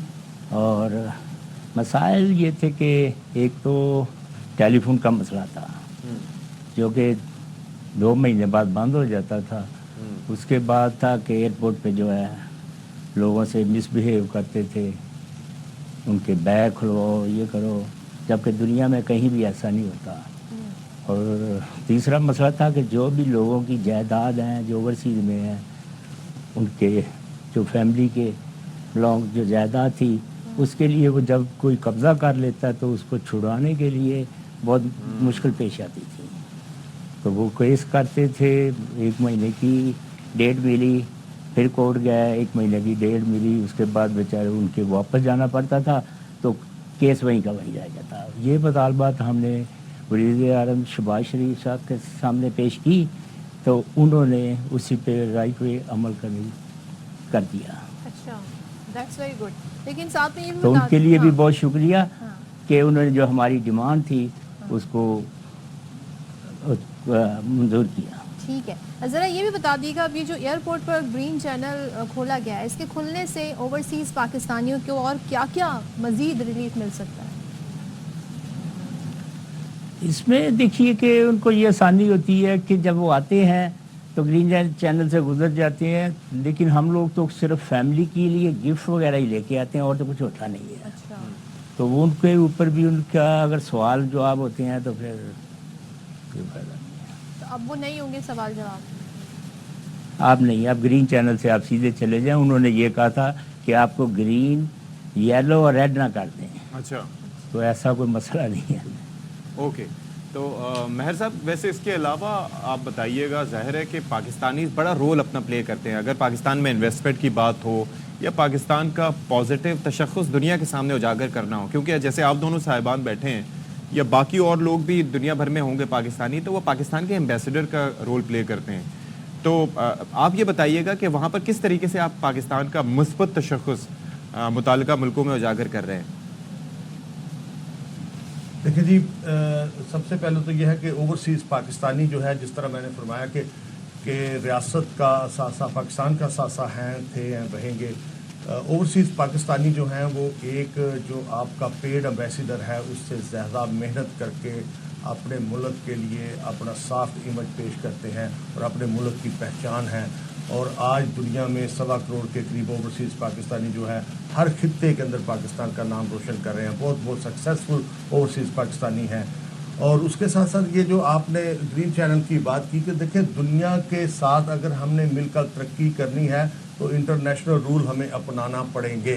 हम अपना जो है ना वो एक अलहदा से कानून नहीं बना सकते। जब ओवरसीज़ पाकिस्तानियों के बच्चे या कोई भी फॉरेन कंट्री से कोई फॉरेन इन्वेस्टर या टूरिस्ट आता है तो सबसे पहले उसका इंटरेक्शन होता है एयरपोर्ट पे। एयरपोर्ट का बेहंगम निज़ाम देखकर और ऊपर से जितनी भी एजेंसियां एयरपोर्ट पे खड़ी हैं उनका घूर घूर कर देखना और फिर किस तरीके से जो पोर्टर हैं उनका लोगों के साथ डील करना पैसों के लिए और फिर सामान को चेक करना और फिर सामान के साथ बेहुरमती करना, औरतें होती हैं, बच्चे होते हैं तो उसको मशीनों में दोबारा डालना, ये दुनिया में कहीं भी ऐसा नहीं होता है। तो हम प्राइम मिनिस्टर ऑफ पाकिस्तान की का शुक्रिया अदा करते हैं कि जिन्होंने हमारी इस बात को एड्रेस किया। इसके साथ साथ उन्होंने यूथ कन्वेंशन का ऐलान किया। हमने डिमांड की थी कि पाकिस्तान का जो डायस्पोरा का जो यूथ है वो पाकिस्तान से जो है वो ख़त्म होता जा रहा है उसका तल्लक, तो उसको कैसे पाकिस्तान के साथ जोड़ा जाए।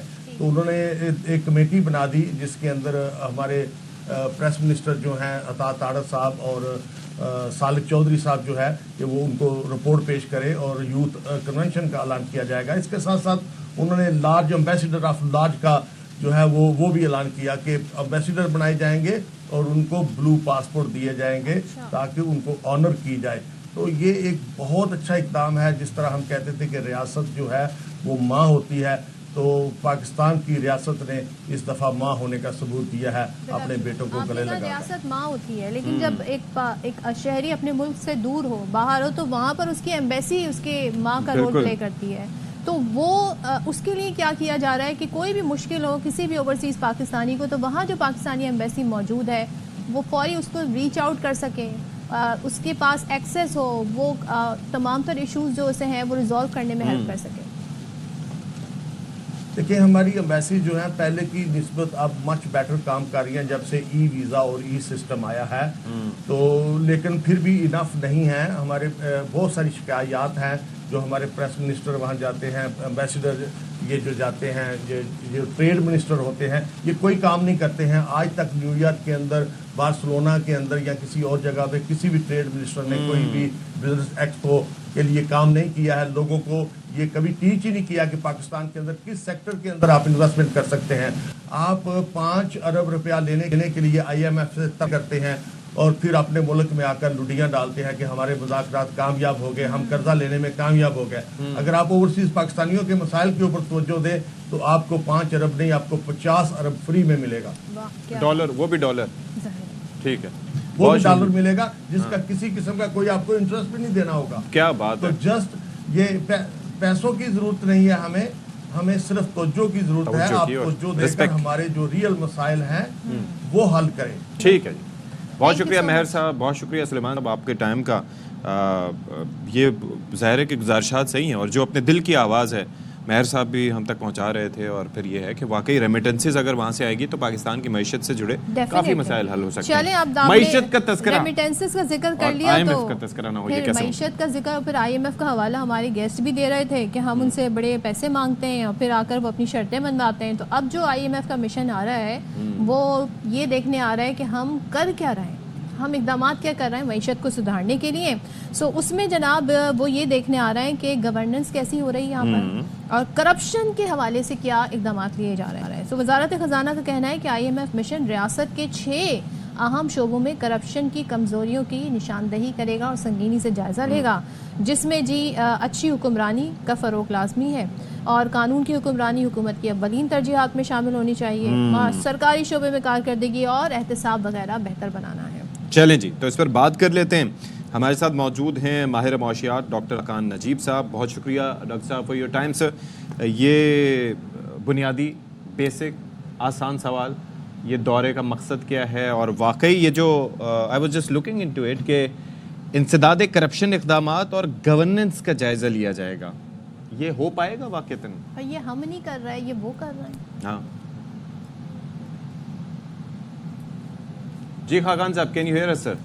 आई डोंट थिंक सो। जी well, I can hear you very well जी। तो आपने बड़ा लंबा पॉज लिया तो हम समझने लगे। हम समझे कि शायद मेरा सवाल क्या आप तक पहुंचा या नहीं पहुंच पाया?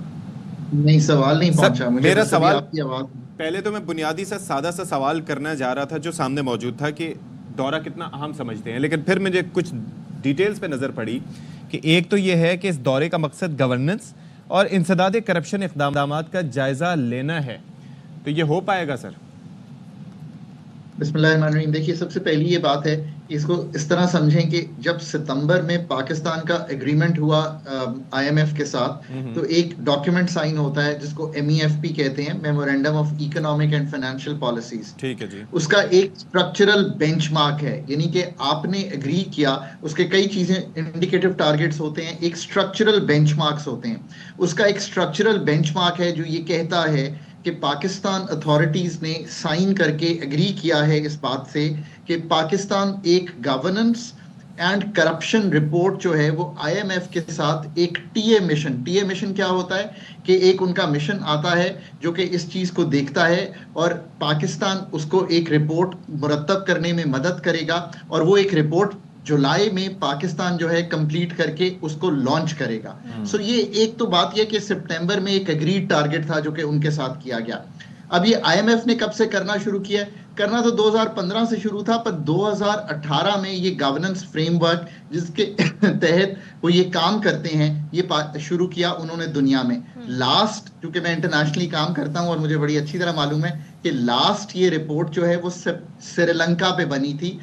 इसके अलावा बहुत सी अफ्रीकन ममालिक हैं जिस पे उन्होंने ये रिपोर्ट बनाई है। सो पाकिस्तान अथॉरिटीज ने ज़रूरी समझा होगा कि जो ये इम्पोर्टेंट अहदाफ हैं जिनके अंडर ये काम होना है, अब वो काम क्या है, पहले तो हम इसको भी समझ लेते हैं। मॉनिटरिंग होनी है कि जो फिस्कल गवर्नेंस है, यानी कि बजट बनाने का प्रोसेस ठीक है कि नहीं है, पब्लिक फाइनेंशियल मैनेजमेंट ठीक है कि नहीं है, सेंट्रल बैंक की गवर्नेंस और उसके ऑपरेशंस ठीक हैं कि नहीं है, फाइनेंशियल सेक्टर ओवरसाइट यानी कि बैंकों पर ओवरसाइट ठीक है कि नहीं है, market regulation, rule of law, और फिर AML। सो कहने का मकसद यह है कि ये इस तरह की रिपोर्ट मुरतब होती है। मैंने कल ही जब ये बात सामने आई तो मुझे तो पहले से मालूम थी, बिकॉज वो स्ट्रक्चरल बेंचमार्क में लिखी हुई है। मैं श्रीलंका की रिपोर्ट रिव्यू कर रहा था तो उसमें उन्होंने फिर बहुत सी रिकमेंडेशंस दी हैं।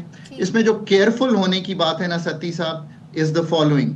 जब वो ये रिकमेंडेशंस देते हैं, फिर वो जो नया MEFP यानी कि जुलाई के बाद जो साइन होगा उसका पार्ट बन जाती हैं। So Pakistan government has to do this very carefully. मैं बार बार कहता हूं कि पाकिस्तान तो इतने प्रोग्राम चला रहा है, वो कंपेयर करेंगे जब नेक्स्ट जायजा रिपोर्ट देनी होगी, उसका कंपैरिजन होगा कि हमने कितना इन इक़दामात पर अमल दरामद किया। एक चीज़ मुझे बताइएगा, अच्छी लाजमी हुक्मरानी के लिए और ज़ाहिर है करप्शन का एहतसाब होने के लिए क्या हुकूमत ये अहदाफ पूरे कर रही है, या जो ये रिपोर्ट बनती है डॉक्टर साहब वो सिर्फ एक फ़र्जी खाना पूरी होती है और सब अच्छा है कि रिपोर्ट जाती है, या फिर हकीकत दिखाई जाती है इस रिपोर्ट में? Sadaf, it's be a tough report, ऐसा नहीं है। ये बात तो हम सब जानते हैं ना कि हमारी जो गवर्नेंस है उसमें कई जगह पर, चाहे वो फेडरल हो, प्रोविंशियल हो, लोकल लेवल हो, एग्जीक्यूटिव हो, बेहतरी की गुंजाइश जो है वो मौजूद है। सो जब भी ये रिपोर्ट आएगी तो आप देखेंगी कि कई रिकमेंडेशंस बहुत सी जगह पर ऐसी होंगी जिसमें ये लिखा होगा कि यहाँ इम्प्रूवमेंट की ज़रूरत है। और पाकिस्तान अब किस तरह कंडक्ट करेगा ये mission, that will become very important. Sadaf, हमेशा याद रखिए कि जब भी IMF से कोई कंट्री इंगेज करती है तो जो रेसिपिएंट कंट्री है उसकी प्रिपरेशन, उसकी टीम का नो हाउ, उसकी टीम में कौन मेंबर्स हैं, कौन ये उनसे डिस्कस करते हैं, this becomes very very important. और portrayal of what the reality is, चाहे रियलिटी जैसी भी हो, उसका पोर्ट्रेयल जो है वो बेहतर भी किया जा सकता है। मुझे नहीं मालूम कि क्यों इस रिपोर्ट की ज़रूरत पेश आई। एक चीज़ इन जनरल ये है कि पाकिस्तान का जो इस दफ़ा का इंगेजमेंट है IMF के साथ, it is more broader than it used to be. और you know the reason I know this is कि पाकिस्तान का जो ओनली प्रोग्राम कंप्लीटेड है वो मैंने एंकर किया था कोर टीम में 13-16 में, मैं 19 के प्रोग्राम की साइनिंग के वक्त भी था। ये क्यों मैं कहता हूँ, पहले तो प्रोविंसेस को ओपन किया गया, नॉर्मली नहीं होता, चलें एग्रीकल्चर इनकम टैक्स लगना था, ये चीज़ें होनी थी, वो हो गया। और अब ये स्ट्रक्चरल बेंचमार्क जिसमें हमने एग्री किया कि हम ये रिव्यू कराएंगे। इसका एक दूसरा पहलू ये है कि चलें गवर्नेंस में बहुत सुखम है, बहुत सी कबातें हैं, बहुत सी मुश्किलात हैं, उनको रिमूव करने की चीज़ें सामने आ सकती हैं, बिल्कुल आ सकती हैं। हाँ। अब क्या इस वक्त जो हम इतने काम और कर रहे हैं उसमें ये चीज ऐड होनी चाहिए, ये सवाल है। क्यों सवाल है? ये तो अच्छा ही हो सकता है अगर रिकमेंडेशन आएंगी, या ज़ाहिर है बेस्ट ओपिनियन आएंगी इफ आई से सो, क्योंकि यहाँ तो रावी चैन ही चैन लिखता रहेगा अगर खुद से राय ली जाएगी गवर्नमेंट से। आपको क्यों इसमें डाउट है? तो इसको इस एस्पेक्ट से अगर सोचें तो वो अच्छा है, पर दूसरा एस्पेक्ट ये है कि यार ये काम तो हम बहुत से लोगों के साथ कर रहे हैं ना। GSP प्लस में EU भी मॉनिटर कर रहा है, कई प्रोग्राम FBR के चल रहे हैं। मेरा मतलब कहने का ये है कि एक्सटर्नल एक्टर्स बहुत से ये काम ऑलरेडी कर रहे हैं। मतलब कौन सा इदारा है एक्सटर्नल जो पाकिस्तान का इतने प्रोग्राम जो हैं UK के भी चल रहे हैं, पाकिस्तान में EU के अंदर GSP प्लस भी चल रहा है, तो ये बहुत सी जगह चल भी रहा है। IMF ने पैसे दिए तो नजर तो रखेंगे, जाहिर है, और रखनी भी चाहिए। So on the other hand हमें ये सोचना है कि हम अपनी गवर्नेंस के सुखम जो है वो खुद क्यों नहीं बेहतर करते। असल बात तो आके यहाँ रुकती है ना कि why do we need external actors to tell us कि ये काम पाकिस्तान। इसके अंदर एक चीज ये भी है ना कि हम खुद नहीं करते, इसीलिए तो वो खुद से माइक्रो मैनेजमेंट करने के लिए आते हैं। और आप पिछले 2 महीने के अखबारात या हमारे अपने साथ किए गए जो हमने प्रोग्राम में कुछ चंक्स किए हैं उसी का हवाला ले ले तो हम आपके साथ क्या रोते रहते हैं कि एक जानिब ये हो रहा है और दूसरी जानिब जो आमदन हो रही है उसको अखराजात किस जानिब जा रहे हैं, किस तरफ उनको मैनेज किया जा रहा है। तो ये भी तो क्वेश्चंस हैं ना। मुझे एक चीज़ इसमें बताइएगा, ये तो एक तज्जिया था मुख्तसर, लेकिन मेरा ये सवाल है कि आपने 2013 से 16 के प्रोग्राम का अक्सर बात करते हैं कि वो आपने एंकर किया था, वो कंप्लीट किया था प्रोग्राम हुकूमत ने, उस वक्त नून लीग की हुकूमत थी। और क्या ऐसे उन्होंने मेजर्स लिए थे कि जो दूसरी गवर्नमेंट्स नहीं ले पा रही हैं जिसकी वजह से प्रोग्राम कंप्लीट नहीं हो पाते, और इस दफ़ा चांसेस क्या हैं प्रोग्राम की कंप्लीशन के? ये बहुत अच्छा सवाल आपने किया। एक तो बड़ी मुझे क्लैरिटी है चाहिए जब ये प्रोग्राम चलाएं। प्रोग्राम 2 सतह पर चलता है, एक होती हैं टेक्निकल नेगोशिएशंस, उसमें आपको बहुत टेक्निकल लोग चाहिए और हमने एक टेक्निकल टीम पुट टुगेदर कर दी थी। I think this is the best question you have asked me. हमने एक टेक्निकल टीम एनर्जी सेक्टर में, फिस्कल सेक्टर में, मॉनेटरी सेक्टर में पुट टुगेदर कर दी थी जो डिस्कस करती थी। पॉलिसी लेवल पर भी ऐसा ही होता था। All the key politicians and ministers were on board कि ये प्रोग्राम चल रहा है, इसके अहदाफ करने हैं। तीसरी बात यह है कि बहुत क्विकली हाईएस्ट लेवल तक इसकी अप्रूवल्स हो जाती थी। और चौथी बात यह है कि एवरीवन बिलीव्ड कि ये प्रोग्राम पाकिस्तान का लिखा हुआ प्रोग्राम है, बिकॉज वो वाकई पाकिस्तान का लिखा हुआ प्रोग्राम था, इसमें कोई शक की गुंजाइश नहीं है। जब वो प्रोग्राम खत्म हुआ था सत्ती साहब, 24 अरब डॉलर के पाकिस्तान के फॉरेन एक्सचेंज के रिजर्व्स थे। क्रिस्टीन लगार्ड MD थी IMF की, मैं सामने बैठा था, मैरियट होटल में आई थी और उन्होंने कहा था कि Pakistan has done tremendously well. इसमें कोई दो आरा नहीं थी। देखिए, एक तो यह है कि जितना अपनी प्रेपरेशन को अच्छा करेंगे, जितनी अपनी मॉडलिंग करेंगे, जितनी अपनी professional team of economist, sociologists, monetary experts, fiscal experts, energy experts बिठाएंगे, उतना ही प्रोग्राम की ओनरशिप लेंगे और प्रोग्राम के अहदाफ, ये जो कहते हैं ना सत्ती साहब कि बड़े मुश्किल कंडीशनैलिटीज हैं, ऐसा नहीं होता यार। IMF इस 11 PhDs के साथ आपके सामने बैठा हुआ होता है। You have to put your team together which says कि नहीं सर, इसका काउंटर आर्ग्यूमेंट ये है, सैलरीड की बजाय यहां से टैक्स ला सकते हैं और उसका मॉडल दिखाएं कि ये कामयाब होगा। पर अगर आप ये सारा काम करेंगे, अगर हम उन्हें ही सारे डिसीजन लेने देंगे तो फिर ऐसे ही फैसले होंगे। Thank you so much doctor अरकान नजीब हमारे साथ थे, बहुत शुक्रिया। और जी, पहले हम IMF से कर्ज लेते थे अपनी मईशत के अमूर सुधारने के लिए, अब हम कर्ज उतारने के लिए कर्ज लेते हैं। Very nice. तो फिर तो ऐसे ही होगा और फिर ये विशियस सर्कल और साइकिल चलता रहता है। चलिए जी, will take a break. Break के बाद आते हैं। स्टे विद अस।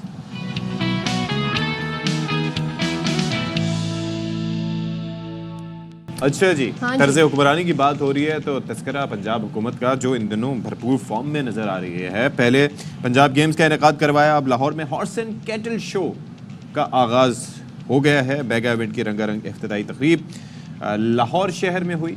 लाहौर शहर में कितने इवेंट्स हो रहे हैं, आप देखें तो कितने जबरदस्त तरीके से इसका इनेकाद हो रहा है। और जी और अभी कुछ दिन पहले ये कदाफी स्टेडियम इसकी जी सेरेमनी वहाँ पर रिलॉन्चिंग की और उसे भी हमने देखा, जबरदस्त, क्या बात है। सो भाई हॉर्स एंड कैटल शो में दुनिया भर से 70 से ज़ायद टीमें शरीक हैं और इफ्तिताही तकरीब में फनकारों ने जी परफॉर्मेंस दिखाई, जिसमें ढोल पर भी परफॉर्मेंस की गई।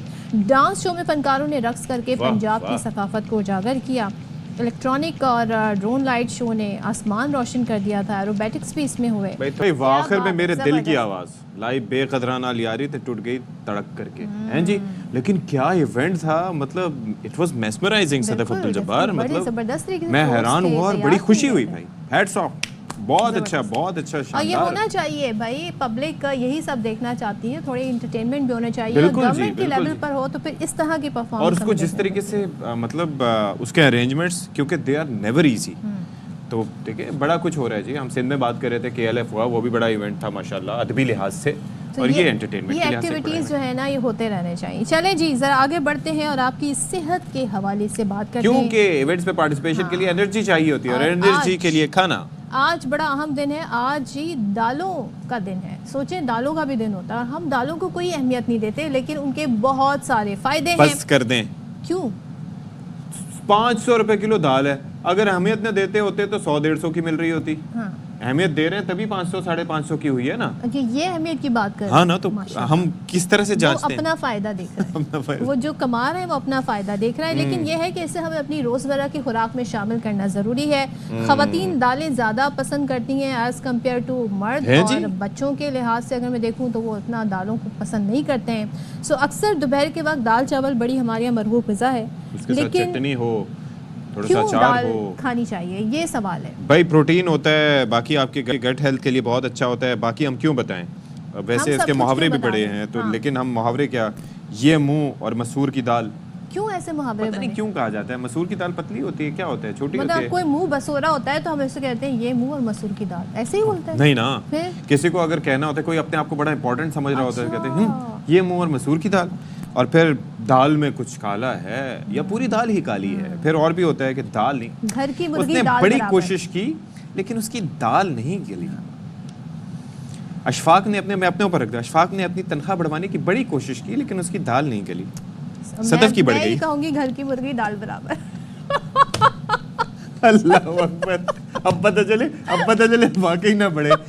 हिनानिस हमारे साथ मौजूद है ना, हमें मौका मिलता है ना, हम कहीं ना कहीं अपने मुतालबात किसी भी सूरत में रख देते हैं। मैं भी यही कहूंगी घर की मुर्गी दाल बराबर। ऐसे ही तो है ना, दालों में क्या क्या शुमार होता है? सिर्फ दालें ही होते हैं या इसमें बीन्स भी आ जाते हैं? अच्छा देखें, दालें हैं, बीन्स हैं, इसको लेंटिल एंड लेग्यूम्स कहते हैं हम इंग्लिश में ना। इस तरह हम इसका डाइटरी प्लान्स बनाते हैं और डाइटरी मॉडिफिकेशन करते हैं। अच्छा, दोनों में मोर और लेस सेम क्वालिटी है, वेजिटेरियन प्रोटीन के नाम से होते हैं, ठीक है। अच्छा, दोनों को पकाने का एक बेहतरीन तरीका ये है कि सबसे पहले उसको 5 से 6 घंटे सोक करना है, भिगोना है। अच्छा। बगैर भिगोए कोई भी दाल आप नहीं पकाएंगे।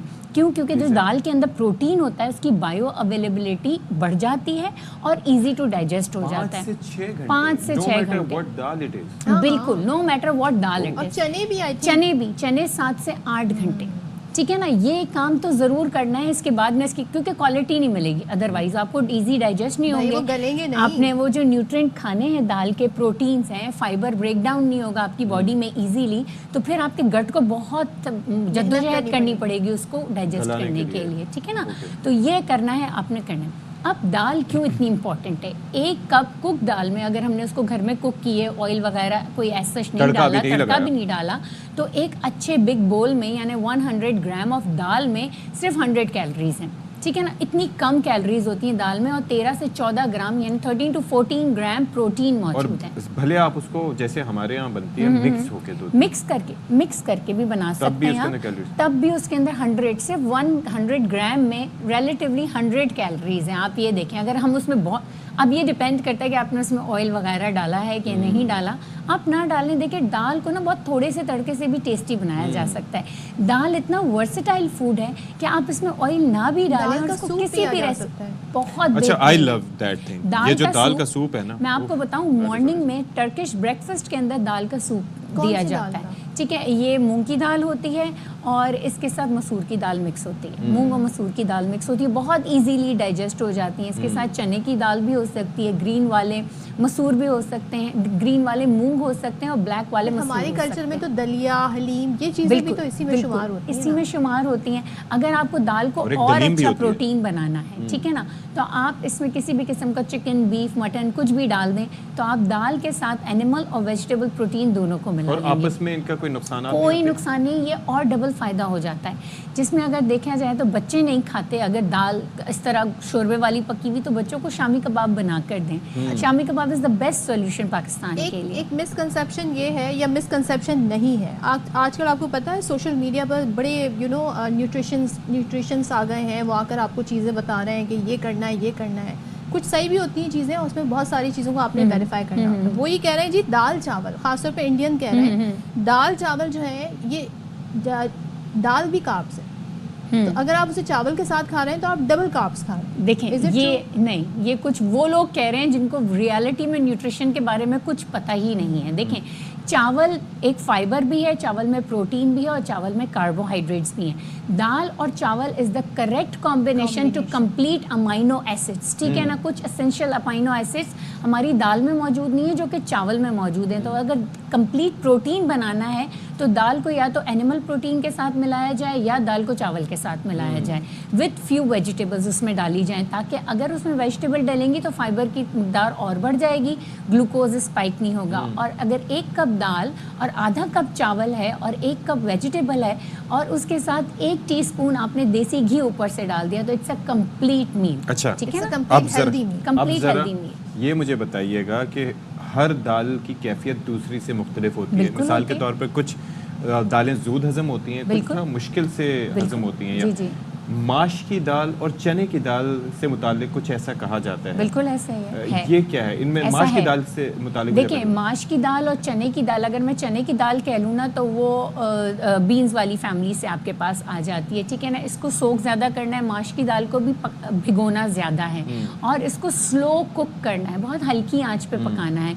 ये दोनों चीज़ें, माश की और चने की दाल थोड़ी सी एसिडिक इन नेचर होती हैं। तो जिन लोगों को ऑलरेडी एसिडिटी होती है, जिनके स्टमक में एसिडिक फायर्स ऑलरेडी मौजूद होते हैं, वो ये दोनों दाल को डाइजेस्ट करना थोड़ा सा उनके लिए मुश्किल होता है। तो दाल का ये असूल है कि इसको रिलेटिवली दोपहर के वक्त खाया जाए, ठीक है ना, या मॉर्निंग में खाया जाए।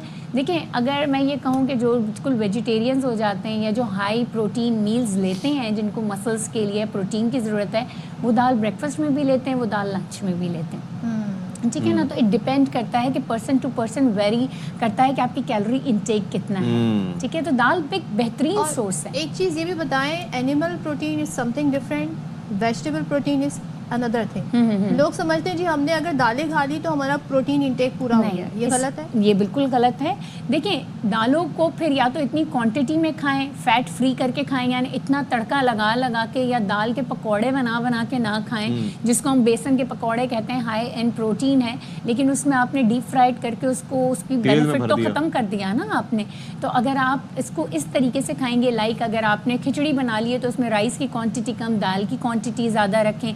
फिर आपने दाल के कबाब बना लिए, लेकिन अगर मैं क्योंकि पर्सनली एडवाइस करती हूँ कि वेजिटेबल प्रोटीन को एनिमल प्रोटीन के साथ मिक्स किया जाए, प्लस वेजिटेबल्स भी उसमें मिक्स की जाए, तो इससे ना फाइबर बढ़ जाता है और हजम अच्छा हो जाता है। बहुत से ऑप्शन हैं, खासतौर पर ये जो कबाब हैं, they are the best source के आपने उसके अंदर शामी कबाब बना रहे हैं तो उसमें बीफ भी होगा, फिर उसके अंदर आप देखें कि चने की दाल होगी, माश की दाल की दही पड़ेगी, माश की दाल के दही बड़े यू कैन फाइंड अ दही इनटू इट। और अब तो दही बड़े बनाने का भी आसान बहुत दफ़ा हल बता चुकी हूँ कि आप एयर फ्रायर में बना लें, आप इसको बिल्कुल हल्के से पैन में ग्रीस करके उसको ढक के पका लें। भाई एयर फ्रायर का भाई वो जो चक्कर है कि इसमें केमिकल्स रिलीज होते हैं, देयर कार्सिनोजेंस इसमें रिलीज होना शुरू हो जाते हैं। इसमें भी 2 क्वालिटी के एयर फ्रायर मिल रहे हैं, उसको क्वालिटी चेक करें। तो उस पर मैं आपको डिटेल किसी दिन बताऊंगी कि बात करेंगे कि किस क्वालिटी की क्या चीज़ यूज़ करनी है और किस तरीके से यूज़ करनी है। ठीक है ना, बिल्कुल। Thank you so much Hina हमारे साथ थी, और यकीनन आपकी मालूमात में, ऐसे कि हमारी मालूमात में भी बहुत इजाफा हुआ, आपकी मालूमात में भी इजाफा हुआ। और आसान इक़्तिसाद पर दिलवाने के लिए कर्जा जात की फराहमी भी हम यकीनी बनाएंगे। ये क्या बात हुई? चलें, पता चलेगा मुझे क्वालिटी के हिसाब से, हमारे यहाँ तो पैसा फेंक तमाशा देख वाला मामला है ना। चलें, हम इससे पहले बात कर रहे थे लिटरेचर फेस्टिवल के हवाले से, तो कराची में इसका इनेकाद हुआ, 16वां ये फेस्टिवल था कराची में जिसका इनेकाद हुआ, और पैगाम के साथ, ज़बरदस्त पैगाम के साथ इसका इख्तिताम हुआ। डिजिटल दौर में भी शहरी और खुसूसन तलबा अपनी तहज़ीब व सकाफ़त और फ़नून लतीफ़ा से जुड़े हैं। आजकल ई बुक का बड़ा ट्रेंड है, इसके बावजूद भी लोग फ़िज़िकल बुक जो है वो ख़रीदना पसंद करते हैं। तो क्या रंगीनियाँ रहीं, क्या किताबों से रिश्ता जुड़े रखना, और क्या मैसेज दिया गया इस प्लेटफॉर्म से, हमें बता रहे हैं फारूक सर। 3 रोज़ा कराची लिटरेचर फेस्टिवल में फ़नून लतीफ़ा, तहज़ीब व सखाफ़त, क़ानून, सियासत और मईशत पर लाजवाब सेशन हुए। महफिल मौसीक़ी और रक़्स, मुशायरे और क़व्वालों के कलाम ने ऐसा समा बांधा कि सब झूम उठे। अदबी मेले के तीनों दिनों की ख़ास और काबिल तवज्जो बात शहरियों और खुसूसन नौजवानों का अदबी सरगर्मियों और कुतुब मेले में बढ़ चढ़ के हिस्सा लेना था। ऐसे इवेंट्स आप अपने कल्चर और लिटरेचर को प्रमोट करते हैं। मैंने बुक फेयर भी मैं गई हूँ और काफ़ी अच्छी बुक्स हैं, हम सबको आना चाहिए यहाँ पर। काफ़ी सारी बुक्स मौजूद हैं जो कि काफ़ी ज़्यादा नॉलेजेबल भी हैं, फिक्शन एंड ऑल, और यहाँ पे डिफरेंट तरह के स्टॉल्स भी लगे हुए हैं जो कि बहुत ज़्यादा हमारे कल्चर को रिप्रेजेंट करते हैं। कल्चरली, लिटरली कितना स्ट्रॉन्ग होना चाहिए आदमी को, वो आपको इस तरह के फेस्टिवल्स में नज़र आएगा। संजीदा सेशंस भी होते हैं, लोग बड़ी तादाद में उन सेशंस को अटेंड भी करते हैं, सवालात भी करते हैं। लोग जो है किताबें ख़रीदते भी हैं और यकीनन जो किताबें ख़रीदता है वो किताब पढ़ता भी है। कराची लिटरेचर फेस्टिवल के मुंतज़मीन का कहना है कि हर लिटरेचर फेस्टिवल का माजी से ज़्यादा कामयाब होना साबित करता है कि नई नस्ल अपनी तहजीब व सखाफत और कुतुब बीनी से मुसलसिल जुड़ी हुई है और इसमें रोज़ बरोज़ इजाफा हो रहा है।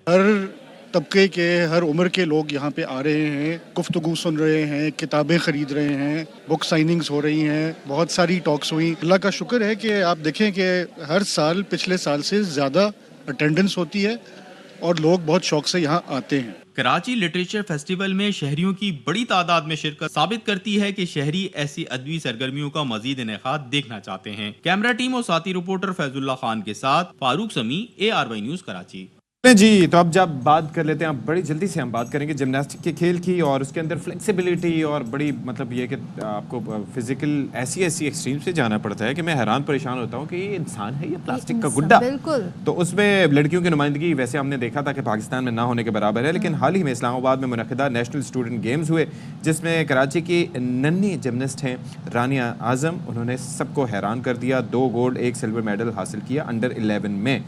और हमारे साथ मौजूद है हमारे साथ रानिया आज़म मौजूद है। थैंक यू सो मच रानिया हमें ज्वाइन करने के लिए, इतनी छोटी सी उम्र में इतने मतलब ज़बरदस्त काम। और पहले तो बताएं कितने मेडल्स हैं आपके पास? तो मुझे 2 गोल्ड मिला है। Very nice. और मुझे 1 सिल्वर मेडल मिला है, और मुझे ये अवार्ड मिला है बेस्ट जिमनास्ट इन पाकिस्तान अंडर 11 कैटेगरी में। तो ये सिल्वर किस में मिला आपको? तो सिल्वर मुझे वॉल्ट में मिला है। ओके। गोल्ड मुझे फ्लोर पे मिला है। और मेरी दूसरी गोल्ड ओवरऑल में भी आपको मिला है। तो भाई तो सानिया के साथ साथ हम रानिया की हमें साथ साथ दिखाएं ना, परफॉर्मेंस भी साथ साथ दिखाते रहे। ये देखें आप। ओह गॉड, वेरी नाइस। तो रानिया सो डिफिकल्ट। वैसे शुरू कैसे हुआ, स्टार्ट कैसे हुआ? तो जब मैं 4 साल की थी, my older sister Zara Azam, she also used to do it. तो वो हर वक्त करती थी, उसको बहुत शौक था। तो फिर मैंने कहा था कि I'll also try it. So I used to do it with her all the time. And then she left eventually. And then I said that I'll start. You'll continue. हाँ, I'll continue it. तो फिर in Saudi Arabia there were not many gymnastic classes that we were aware of. So we moved to Karachi because my dad wanted to open a gym. और अहमर आज़म और मुझे gymnastic शुरू करना। तो ये इससे बड़ा आपको फायदा हुआ होगा। जी। प्रैक्टिस में शुरू में लगा डिफिकल्ट? शुरू में बहुत लगा है क्योंकि सब लोग अराउंड में इतना अच्छे थे और मैं बस ऐसे ही शुरू। तो आप 4 साल की थी ना जब? नहीं, लेकिन जब हम मूव हुए थे तो मैं 6 साल में कराची जब मूव हुए थे। ओके, तो यानी शुरू में आपने जो प्रैक्टिस की वो सऊदी अरेबिया में की? ओके।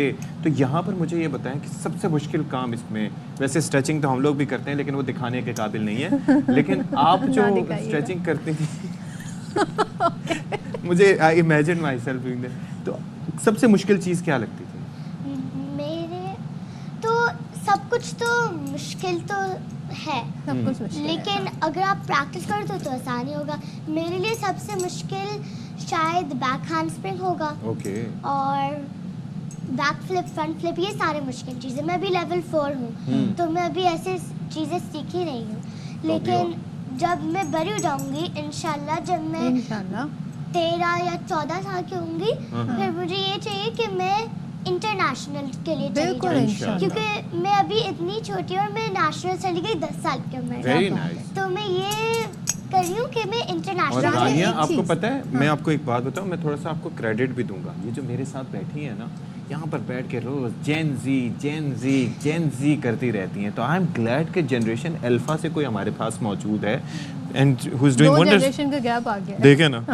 तो आप जैन अल्फा हैं, तो अच्छा मुझे ये बताएं, बच्चों को इस एज में जंक फूड खाने का बड़ा शौक होता है, मगर आपकी फिजिक, बिकॉज आई थिंक ज़ाहिर आप जो एथलीट भी हैं, इतनी प्रैक्टिस भी करती हैं, तो उसको कैसे कंट्रोल करती हूँ? क्रेविंग जो होती है, बर्गर खाना है, पिज्ज़ा खाना है। तो मेरा बर्गर का इतना शौक नहीं। What do you eat? Pizza कभी-कभी खाता हूँ, लेकिन खाना। डेली मैं फ्रूट स्मूदी पीती हूँ, daily. Fruit smoothie? Fruit smoothie, उसमें strawberries, peaches, bananas, honeys, guavas, I love guava, और दूध और योगर्ट। मैं हर वक्त। बट आपका मेटाबॉलिज्म भी तो तेज होगा ना कंपेयर टू अस ना, आप तो फिर भी खा सकती हैं सदफ। तो ये डाइट आपको कौन बताता है कि आपको क्या खानी चाहिए? तो मैंने आपको बताया ना कि my dad owns a gym, तो he knows a lot about nutrition and healthy eating. तो हमारे घर में इनकरेज है कि हम हेल्दी खाना खा लें। तो कभी-कभी हम जंक फूड खा लेते हैं, कि कभी-कभी थोड़ा चिप्स खा लिया, तो आपके थोड़ा मार्शमेलोस खा लिया। आपके डैड जो हैं वो खुद भी जिमनास्टिक्स ट्राई करते हैं या नहीं? वो अभी उनका उम्र थोड़ा बड़ा है जिमनास्टिक्स करने के लिए, लेकिन I am very proud of him, क्योंकि he is the reason I am here right now. He is also proud of you. He must be very proud of you. और आपकी फैमिली में और कौन कर रही है जिमनास्टिक्स? आपकी बड़ी बहन आपने बताया? जी, तो मेरी बड़ी बहन करती थी, और इसके अलावा कोई नहीं, बस मैं और मेरी बड़ी बहन। लेकिन मेरी बड़ी बहन ने छोड़ दिया, अब वो माशाल्लाह से नेशनल रोर है। Very nice. और नेशनल बास्केटबॉलर है माशाल्लाह। चलो जी Rania, thank you, it was a pleasure having you on the show. भाई बड़ा मजा आया, इसके बाद जाके भी बाखबर सवेरा देखना, ठीक है, अगर टाइम मिले तो। अपना और ख्याल रानिया भाई, हम दुआ गो हैं, मजीद आगे बढ़ें, तरक्की करें और पाकिस्तान का नाम ऊंचा करें। चलें जी, शाद रहिए, आबाद रहिए, खुश रहिए। अल्लाह हाफिज।